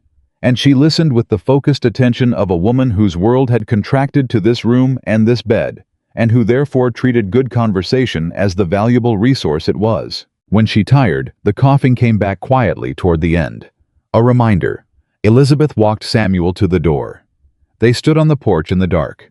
The conversation they had said they were ready to have was right there, close enough to touch, and they both knew it. Elizabeth said, "The ring box." He said, "Yes." "Do you still have it?" A pause. "Yes." She looked at him. "I'm not asking you to open it tonight," she said. "I'm asking if you still want to." He looked at her for a long time. Long enough that she heard a horse shift in the barn, and the wind move through the dry grass, and the quiet sound of a summer night doing what summer nights do. "Yes," he said. "I still want to." "Then we'll talk about it properly," she said. "After the roof." He almost smiled. She was learning the geography of his face, the specific movements that meant what they meant, the almost smile that was actually more than a full smile on another man, because it cost more to produce. "After the roof," he said. "All right." He left. She stood on the porch until she couldn't hear his footsteps anymore, and then she went inside and sat at the kitchen table in the dark for a while, not thinking about anything specific, just sitting with the fact that something had changed, and the change was not frightening. Thomas came to the kitchen doorway in his nightclothes. "You should sleep," he said. "You sound like Mama." "Someone has to." She looked at her brother. "Go to bed, Thomas." "Are you happy?" he said. The question arrived simply the way only a 12-year-old could ask it, without the layers of social caution that adults pack around direct inquiries into emotional states. She thought about it honestly. "I think I'm getting there," she said. He nodded, as though this were a satisfactory engineering report. "Good," he said, and went to bed. Caldwell moved faster than she'd expected. She should have anticipated it. She had told herself in the yard on the evening of Caldwell's first visit that patient men with money had a way of eventually getting what they wanted, and she had been right about his patience, but she had underestimated how quickly his patience could convert to urgency when he felt the ground shifting beneath him. 2 days after the town hall meeting, she went to see Aldrich at the bank. The visit was routine. She had a monthly conversation with the banker about the state of the account, the status of the mortgage, the general arithmetic of keeping things together. Aldrich was a careful, methodical man who wore his hair parted precisely on the left side and kept his office in a state of such perfect order that Elizabeth had always found it vaguely threatening. He greeted her with the warm but managing quality she had noticed last week, and she understood within the first 2 minutes that something had happened since their last meeting. She let him talk for a while about the summer markets, about cattle prices in Denver, about the general condition of small ranch operations in the territory. Aldrich was building toward something, and she let him build, watching the architecture of it. He arrived at it with the particular care of a man who has rehearsed. "Elizabeth," he said, "I want to talk to you about the terms of your mortgage." "I know the terms," she said. "There's been a discussion about restructuring." She was very still. "What kind of restructuring?" "The board met last week." He shifted some papers on his desk. "Given the general instability of single-owner operations of this scale, there's been a conversation about accelerating the timeline." "Accelerating," she said. "Meaning calling the note early." "Not calling it, adjusting the schedule. An accelerated payment structure that would—" "Who proposed this?" she said. Aldrich straightened slightly. "The board meets collectively. It's not an individual. Aldrich." She said his name the same way she had said Caldwell's, not loudly, not with heat, but with the particular precision of someone removing all surrounding context and leaving only the essential question. "Who proposed the restructuring?" A pause. A slight adjustment in his posture that was not quite a flinch, but was in that family. "Richard Caldwell joined the bank's advisory board last month," Aldrich said. "As a significant depositor, he has a voice in—" "He joined the advisory board," Elizabeth said. "Last month, yes." She understood the full picture now. It had the clean, unpleasant logic of a well-planned thing. Caldwell had seen Samuel arrive, had seen the town hall go wrong, had lost the public approach, and had pivoted without hesitating to the mechanism he had always had available but hadn't needed to use yet. He had put himself inside the structure that controlled her mortgage, and he was going to use that position to create a crisis she couldn't publicly fight because it would happen in board meetings and administrative processes where his influence was invisible. "How long do I have?" she said. The new schedule would require a significant payment by the 1st of October. Aldrich said the number. It was not the full mortgage. It was approximately a third of it. But it was, she understood exactly precisely the amount that she could not produce in 6 weeks without selling either the cattle or the land itself, which was the point. She stood up. "I'll need that in writing," she said. "The new schedule, the board decision, the full documentation of who voted for what."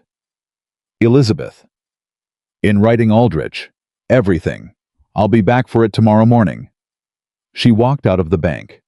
She stood on the boardwalk outside for 45 seconds, doing the arithmetic she already knew the answer to, confirming the numbers she already knew were not in her favor. Then she walked to the lumber yard, where Samuel was picking up the last of the materials for the roof. He looked at her face when she came around the corner and set down what he was carrying. "What happened?" he said. She told him, standing in the lumber yard with Harmon Briggs pointedly organizing boards at the far end and almost certainly listening to every word. Samuel listened without moving. When she finished, he said, "October 1st. 6 weeks. And the amount."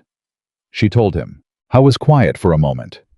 Not the silence of a man without ideas. The silence of a man running calculations. The particular focused quiet she had learned to recognize in him over the past week as the sound of real thought rather than delay. "How many cattle can you sell without compromising the herd's breeding capacity?" he said.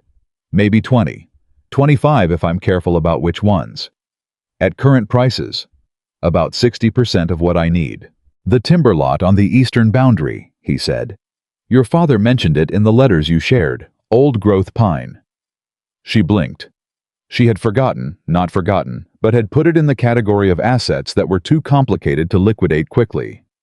Her father had planted the lot 20 years ago as a long investment, and it had grown into something genuinely valuable, but selling timber rights required documentation and negotiation, and time she'd thought she didn't have. "That lot is worth twice what you need," Samuel said. "Probably 3 times, and there are 3 buyers in Denver who would move quickly on it, because old-growth pine in this territory is rare enough that they don't wait when it comes available." "How do you know that?" "Because I spent 2 years doing carpentry in Denver before Wyoming," he said. "I know who buys good timber, and I know what they'll pay for it, and I know they keep agents in the territory." He looked at her. "You don't have to sell the land itself, just the timber rights on that section. You retain the land. You meet the payment. Caldwell gets nothing." She stared at him. "I know these buyers," he said again steadily. "I have names. I have contacts. I can write the letters today and have a response within 2 weeks if we go through the Denver agent." He paused. "I can't make this decision for you, but I'm telling you the option exists." "You've been thinking about this," she said. "Since Holt Granger came to the ranch," he said. "Since the night you told me about Caldwell's first visit." She looked at him. "You didn't say anything." "It wasn't my place to say anything until it was necessary." He held her gaze. "Now it's necessary." She thought about being angry at him for thinking about her problems without telling her. She decided she wasn't angry. She decided that a man who had spent a week quietly mapping the exits of her situation because he thought she might need them was not a man who deserved anger for the quality of his attention. "Write the letters," she said. They went back to the ranch. Samuel wrote at the kitchen table, while Elizabeth reviewed the timber lot documentation she kept in her father's study.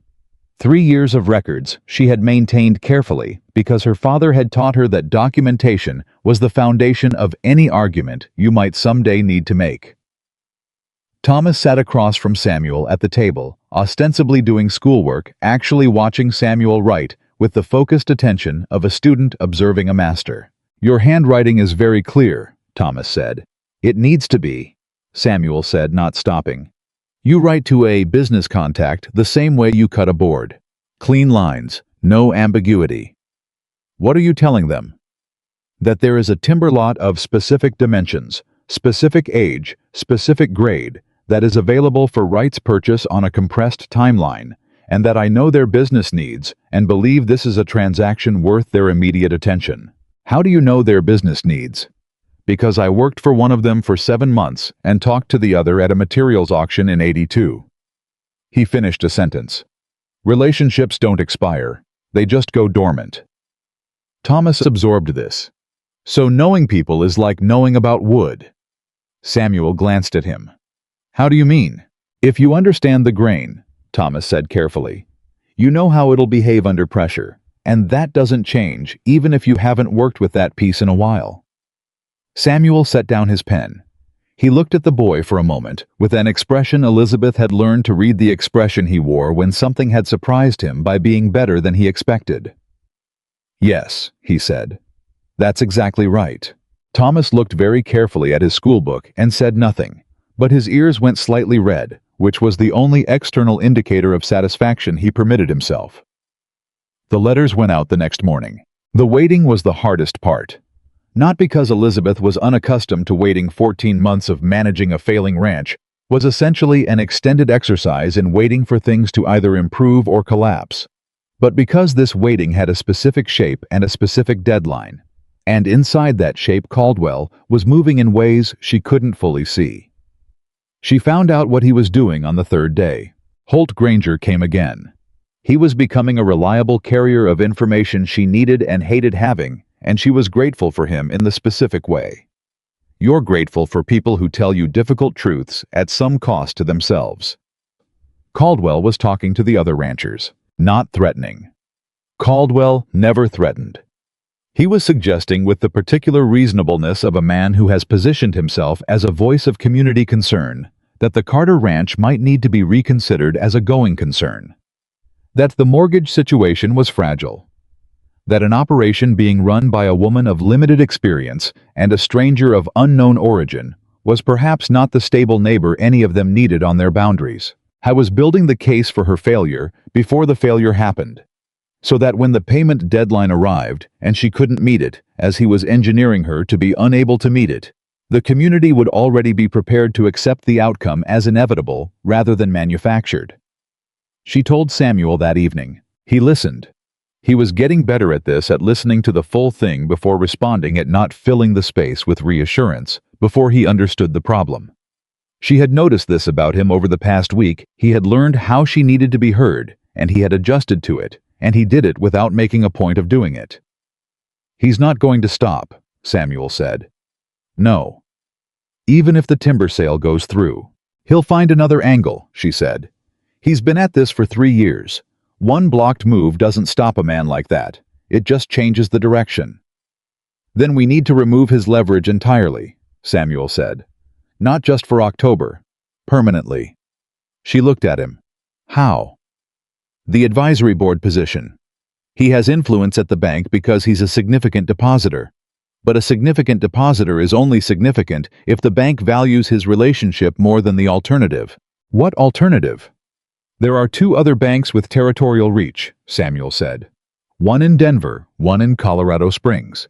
If you move your accounts, or more importantly, if several of the neighboring ranchers move their accounts. Aldrich's board has a different calculation to make about whose advice is worth listening to.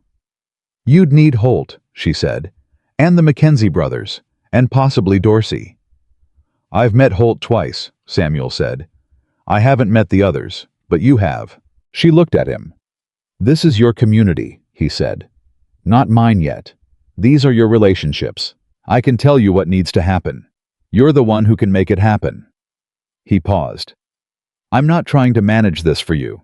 I'm thinking alongside you. Thinking alongside you. She sat with that phrase for a moment. 14 months of carrying every decision alone, every calculation, every compromise, every middle-of-the-night arithmetic exercise. And now, there was someone across the table doing the same calculations, not to take the problem from her, but to work it with her. I'll talk to Holt tomorrow, she said. Holt said yes within 10 minutes of her explaining the situation. He said yes with the flat, unceremonious directness of a man who had been waiting for a viable option and was relieved to find one. He said he'd talk to the Mackenzie brothers, who he described as men with long memories for the specific ways Caldwell had maneuvered around their boundaries over the years. He said Dorsey was independent-minded enough to move his accounts on principle if the principle was sound. This is going to make Caldwell dangerous, Holt said. You understand that. A man like him, when he feels the ground moving, he doesn't just adjust, he pushes. I know, Elizabeth said. Hayes, Holt said. Is he solid? Yes. You're sure? I'm sure. Holt nodded. Then let's see what Caldwell does when he's not the only one with leverage. The response from Denver came on the 9th day. Samuel brought the letter from town at a pace that was not quite running, but was faster than his usual deliberate walk, and Elizabeth saw him coming across the yard and felt her heartbeat change before she had read a single word. He handed her the letter. She opened it. The timber buyer's agent was interested. More than interested. He had written the word exceptional regarding the lot specifications and had made an offer that was not a negotiating opener. It was a final number made quickly from a man who knew the value of moving fast on good timber before someone else did. The number was enough. More than enough. It covered October's accelerated payment, left a significant portion of the original mortgage principal retired, and left a remainder that restructured the remaining debt into something manageable enough that Aldrich's board, minus Caldwell's leverage, would have no reasonable basis for further acceleration. She stood in the yard holding the letter and felt something happen in her chest that took her a moment to identify. Not relief exactly. Something that came after relief. The particular quality of a pressure that has been so constant you stopped noticing it suddenly releasing, so that the absence feels almost as disorienting as the pressure itself had been. Samuel was watching her. "It's enough," she said. "Yes," he said. "I thought it would be." "You were certain." "I was confident," he said. "There's a difference. Certain is what you are when you can't be wrong. Confident is what you are when you've done your homework." She looked at him. "What's the difference in practice?" "Certain men don't prepare for being wrong," he said. "Confident men do." She folded the letter. She thought about Caldwell, about the advisory board maneuver, about the 6 weeks he had engineered, about the careful architecture of pressure he had built around her over 3 years. She thought about what this letter meant for that architecture. "I need to go to the bank," she said. "I'll come." "You don't need to." "I know I don't need to," he said. "I'm coming." They went together. Aldrich read the timber sale documentation with the careful attention of a man who understands exactly what it means and is doing the internal arithmetic of his own position as he reads. He was quiet for a long time when he finished. "This is sufficient," he said. "More than sufficient." "I'd like the accelerated schedule withdrawn," Elizabeth said. "In writing. And I'd like the full board minutes from the meeting where it was proposed." Aldrich looked up. "I'm entitled to them," she said. "They pertain to my account." A pause. "I'll have them prepared." "Today," she said. Another pause. "Today." Samuel said nothing during the entire exchange. He sat beside Elizabeth with the quality of a man who is present without being dominant, whose presence fills a space without crowding it. His scarred hands were visible on the table. He didn't hide them or position them deliberately. They were simply there the way the rest of him was there, unambiguously, without apology. Aldrich kept not looking at the hands, and then looking at them, and then looking away again, which Elizabeth noticed and filed. Walking out of the bank, she said, "He's going to tell Caldwell." "Probably within the hour," Samuel agreed. "And Caldwell will need time to adjust," Samuel said. "The bank leverage is gone. The timber lot is committed. The neighboring ranchers are moving their accounts. Holt told me this morning the Mackenzies confirmed last night." He paused. "He still has options. Men like him always have options. But his fastest path to your land just closed." She stopped walking. He stopped a step later and turned. "I want to ask you something," she said. He waited. "You knew all of this," she said. "The timber buyer contacts, the bank restructuring, the calculation about neighboring accounts. You knew it before October became a crisis." "Yes." "How long?" "Since the second day," he said. "Since I walked the property and understood what it was and what it was worth and what it would take to hold it." She looked at him. "You didn't say any of it." "No." "Why?" I was quiet for a moment. "Because I was a stranger," he said. "Because I had no right to walk onto a woman's property and tell her how to manage it within 48 hours of her having stepped back from me on a train platform." He held her gaze. "Because even if I'd been right about every single thing saying it, then it would have been making myself necessary before you'd decided whether you wanted me here at all. And I didn't want you to keep me because I was useful. I wanted to stay because you chose it." The boardwalk was not crowded. 2 women with a child passed on the far side. Someone came out of the dry goods store and glanced at them and moved on. Elizabeth looked at Samuel Hayes at his face, which she had learned over 10 days, in a way that made the first 10 seconds on the train platform feel like something that had happened to a different person. She looked at his hand, which had pulled 2 children out of a burning house, and spent 6 years carrying the proof of it. She looked at the steadiness of him, the particular quality she had been trying to name since the second morning in the kitchen, and had finally, standing on a boardwalk in Pine Hollow, Colorado, in the summer of 1886, found the word for. Trustworthy. Not trustworthy in the easy sense, in the hard sense, the sense that meant he had been in a position to manipulate her situation and had chosen not to repeatedly because he valued her agency more than his own advantage. She said, "The roof is finished." He looked at her. "You finished the last section this morning," she said.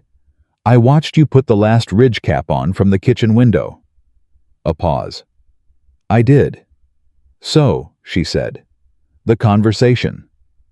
"The conversation," he said. She said, "Take the ring box out of your coat." He went very still. "I've been thinking about it for 10 days, she said. "I know my answer.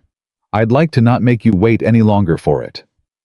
He reached into his coat and took out the small dark box and held it in his scarred hand. She looked at it. She looked at him. "Open it," she said. He opened it. The ring inside was simple, a plain gold band with a small inset stone, unpretentious, made to last rather than to impress. It was, she thought, exactly the ring a man like Samuel Hayes would choose. Not because he couldn't afford better, but because better wasn't the point. "I need to ask you something first," he said. "Ask.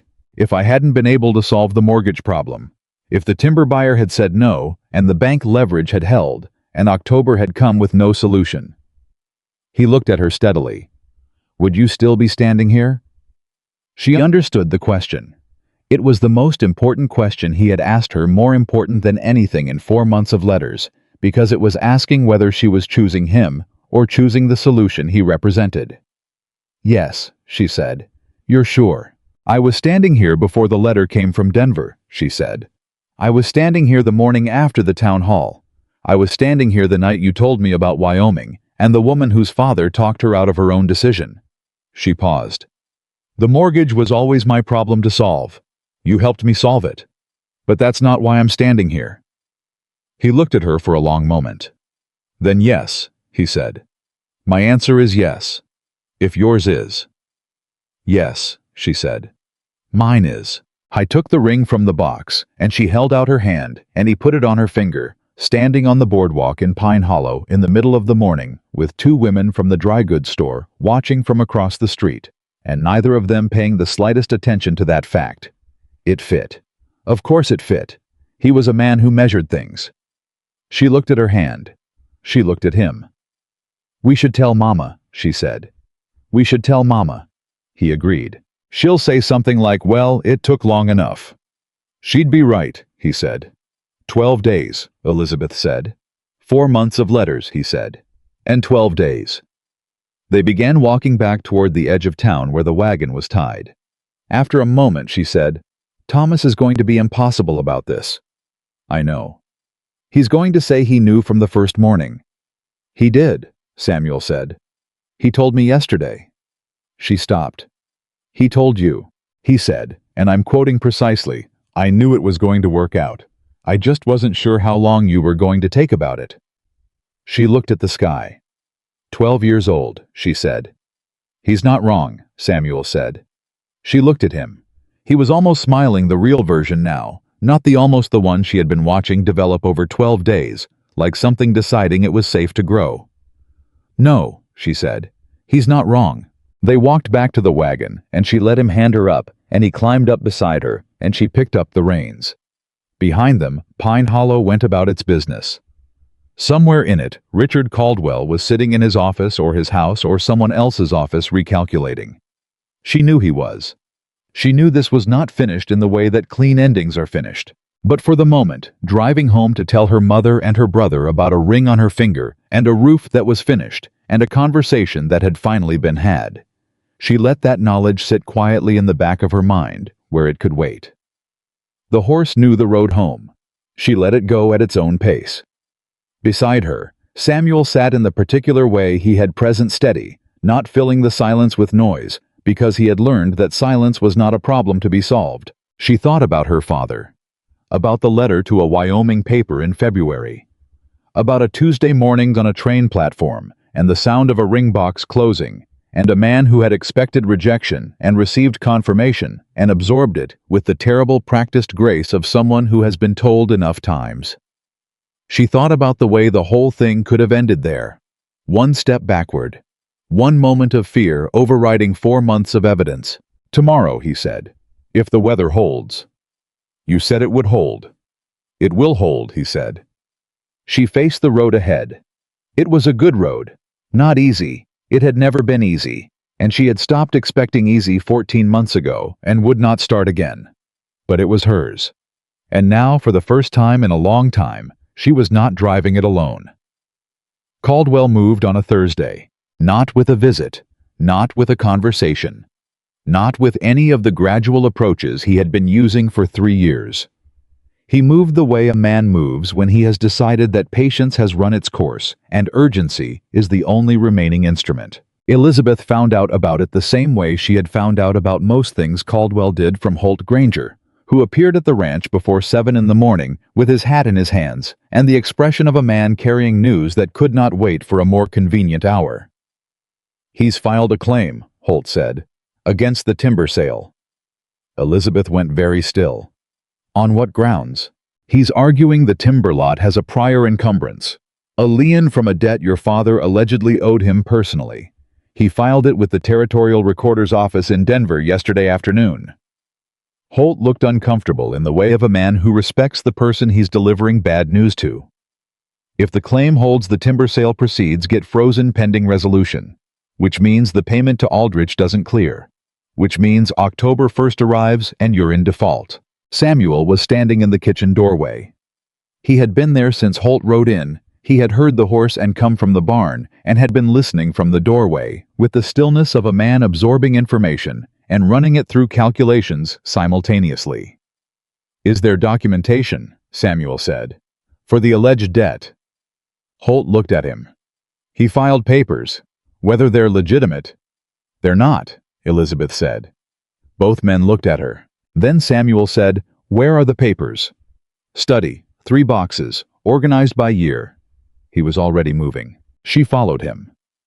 They spent the next 2 hours going through her father's records with the focused efficiency of 2 people who have learned in a short time how to work together without wasting motion. Samuel read quickly and retained what he read. She had noticed this about him, the particular quality of attention he gave to written things, and Elizabeth knew the filing system well enough to navigate it at speed.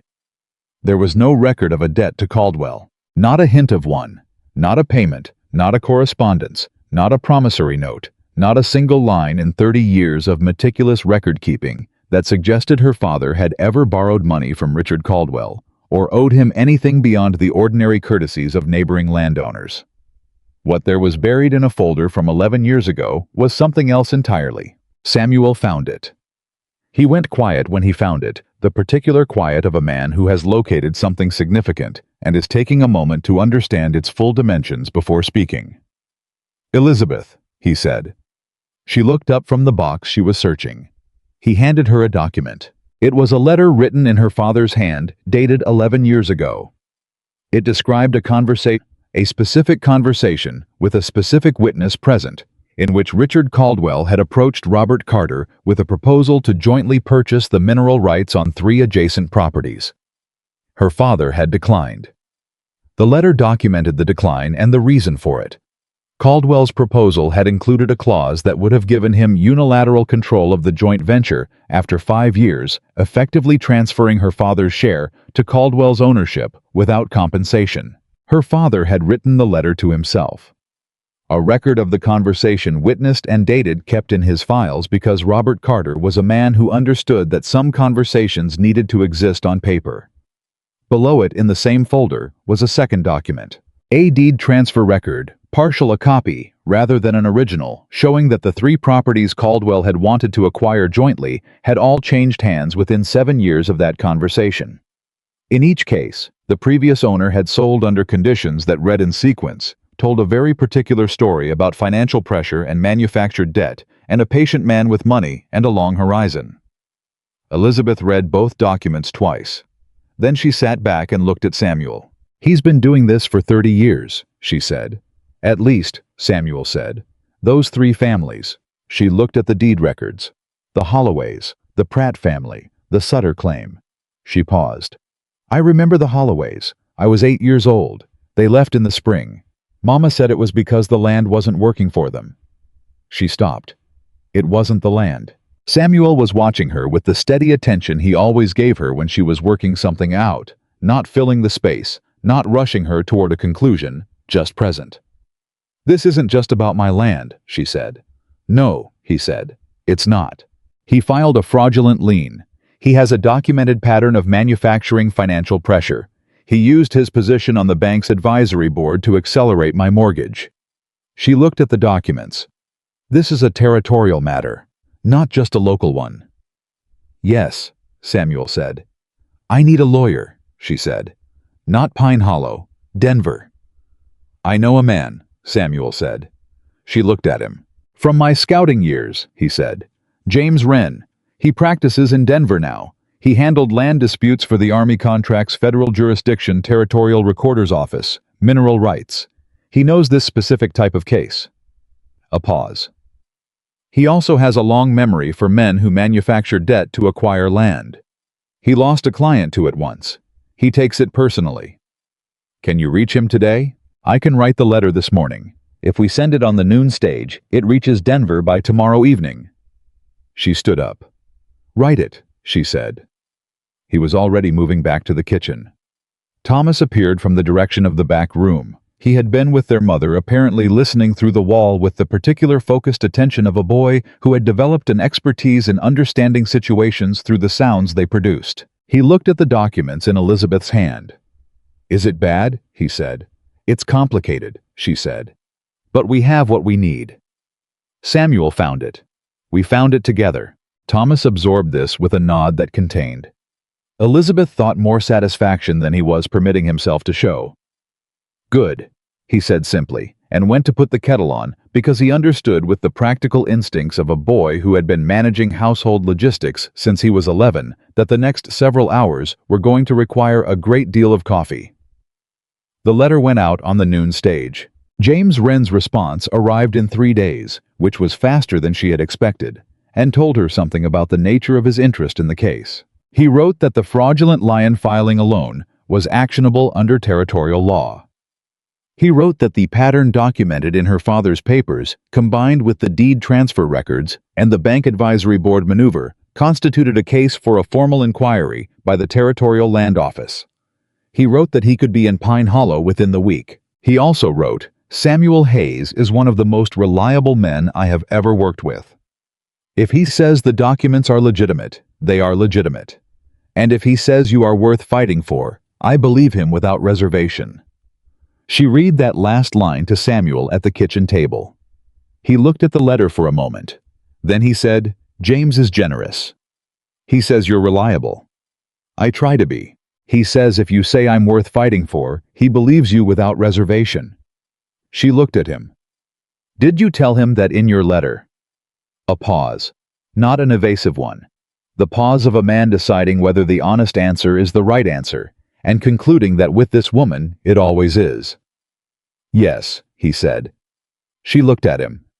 "It's true," he said simply. Thomas at the far end of the table turned a page in his school book with elaborate concentration. James Wren arrived on Tuesday, which gave Caldwell 5 days to feel the ground he had tried to destabilize slowly stabilizing beneath someone else's feet. Elizabeth didn't know what Caldwell did with those 5 days. She imagined him making calls, visiting the right offices, applying the particular brand of preemptive management he used on situations he saw developing against him. Whatever he did, it wasn't enough. Wren was 60 years old and small and precise, and had the particular quality of a man who had spent 40 years in legal practice in the American West and had learned to measure every situation in exactly the terms it deserved. Not more, not less. Never inflated, never minimized. He shook Elizabeth's hand when he arrived and looked at her with the direct assessing gaze of someone who had formed a preliminary opinion and was checking it against the evidence. He apparently found the evidence satisfactory. He spent 3 hours with the documents. He asked Elizabeth questions, specific technical questions about timing and documentation, and her father's record-keeping practices, and he listened to her answers with the focused attention of a man building a legal architecture in real time. Then he asked to see Samuel. They talked for an hour in the study. The door closed. Elizabeth sat in the kitchen with Thomas and resisted the impulse to stand near the door. When Wren came out, he said, "The fraudulent lien is the simplest piece. We file a response with the Territorial Recorder's Office, documenting the absence of the alleged debt in 30 years of meticulous records. That piece collapses in a week, probably less." He sat down at the kitchen table. The larger case, the pattern of manufactured pressure, the Holloway and Pratt and Sutter acquisitions, the Bank Advisory Board position, that takes longer. But the Territorial Land Office has jurisdiction, and the evidence is strong. He paused. "I won't promise a specific outcome. I will tell you the case is solid." Elizabeth thought about the Holloway children, now adults somewhere, about her 8-year-old self watching them leave in the spring and being told it was because the land wasn't working for them. "Good," she said. "There's one more thing," Wren said. He looked at Samuel, who was standing near the window. "The Territorial Land Office inquiry will be public. Caldwell will know it's coming within a day of our filing. He may attempt to move assets or influence the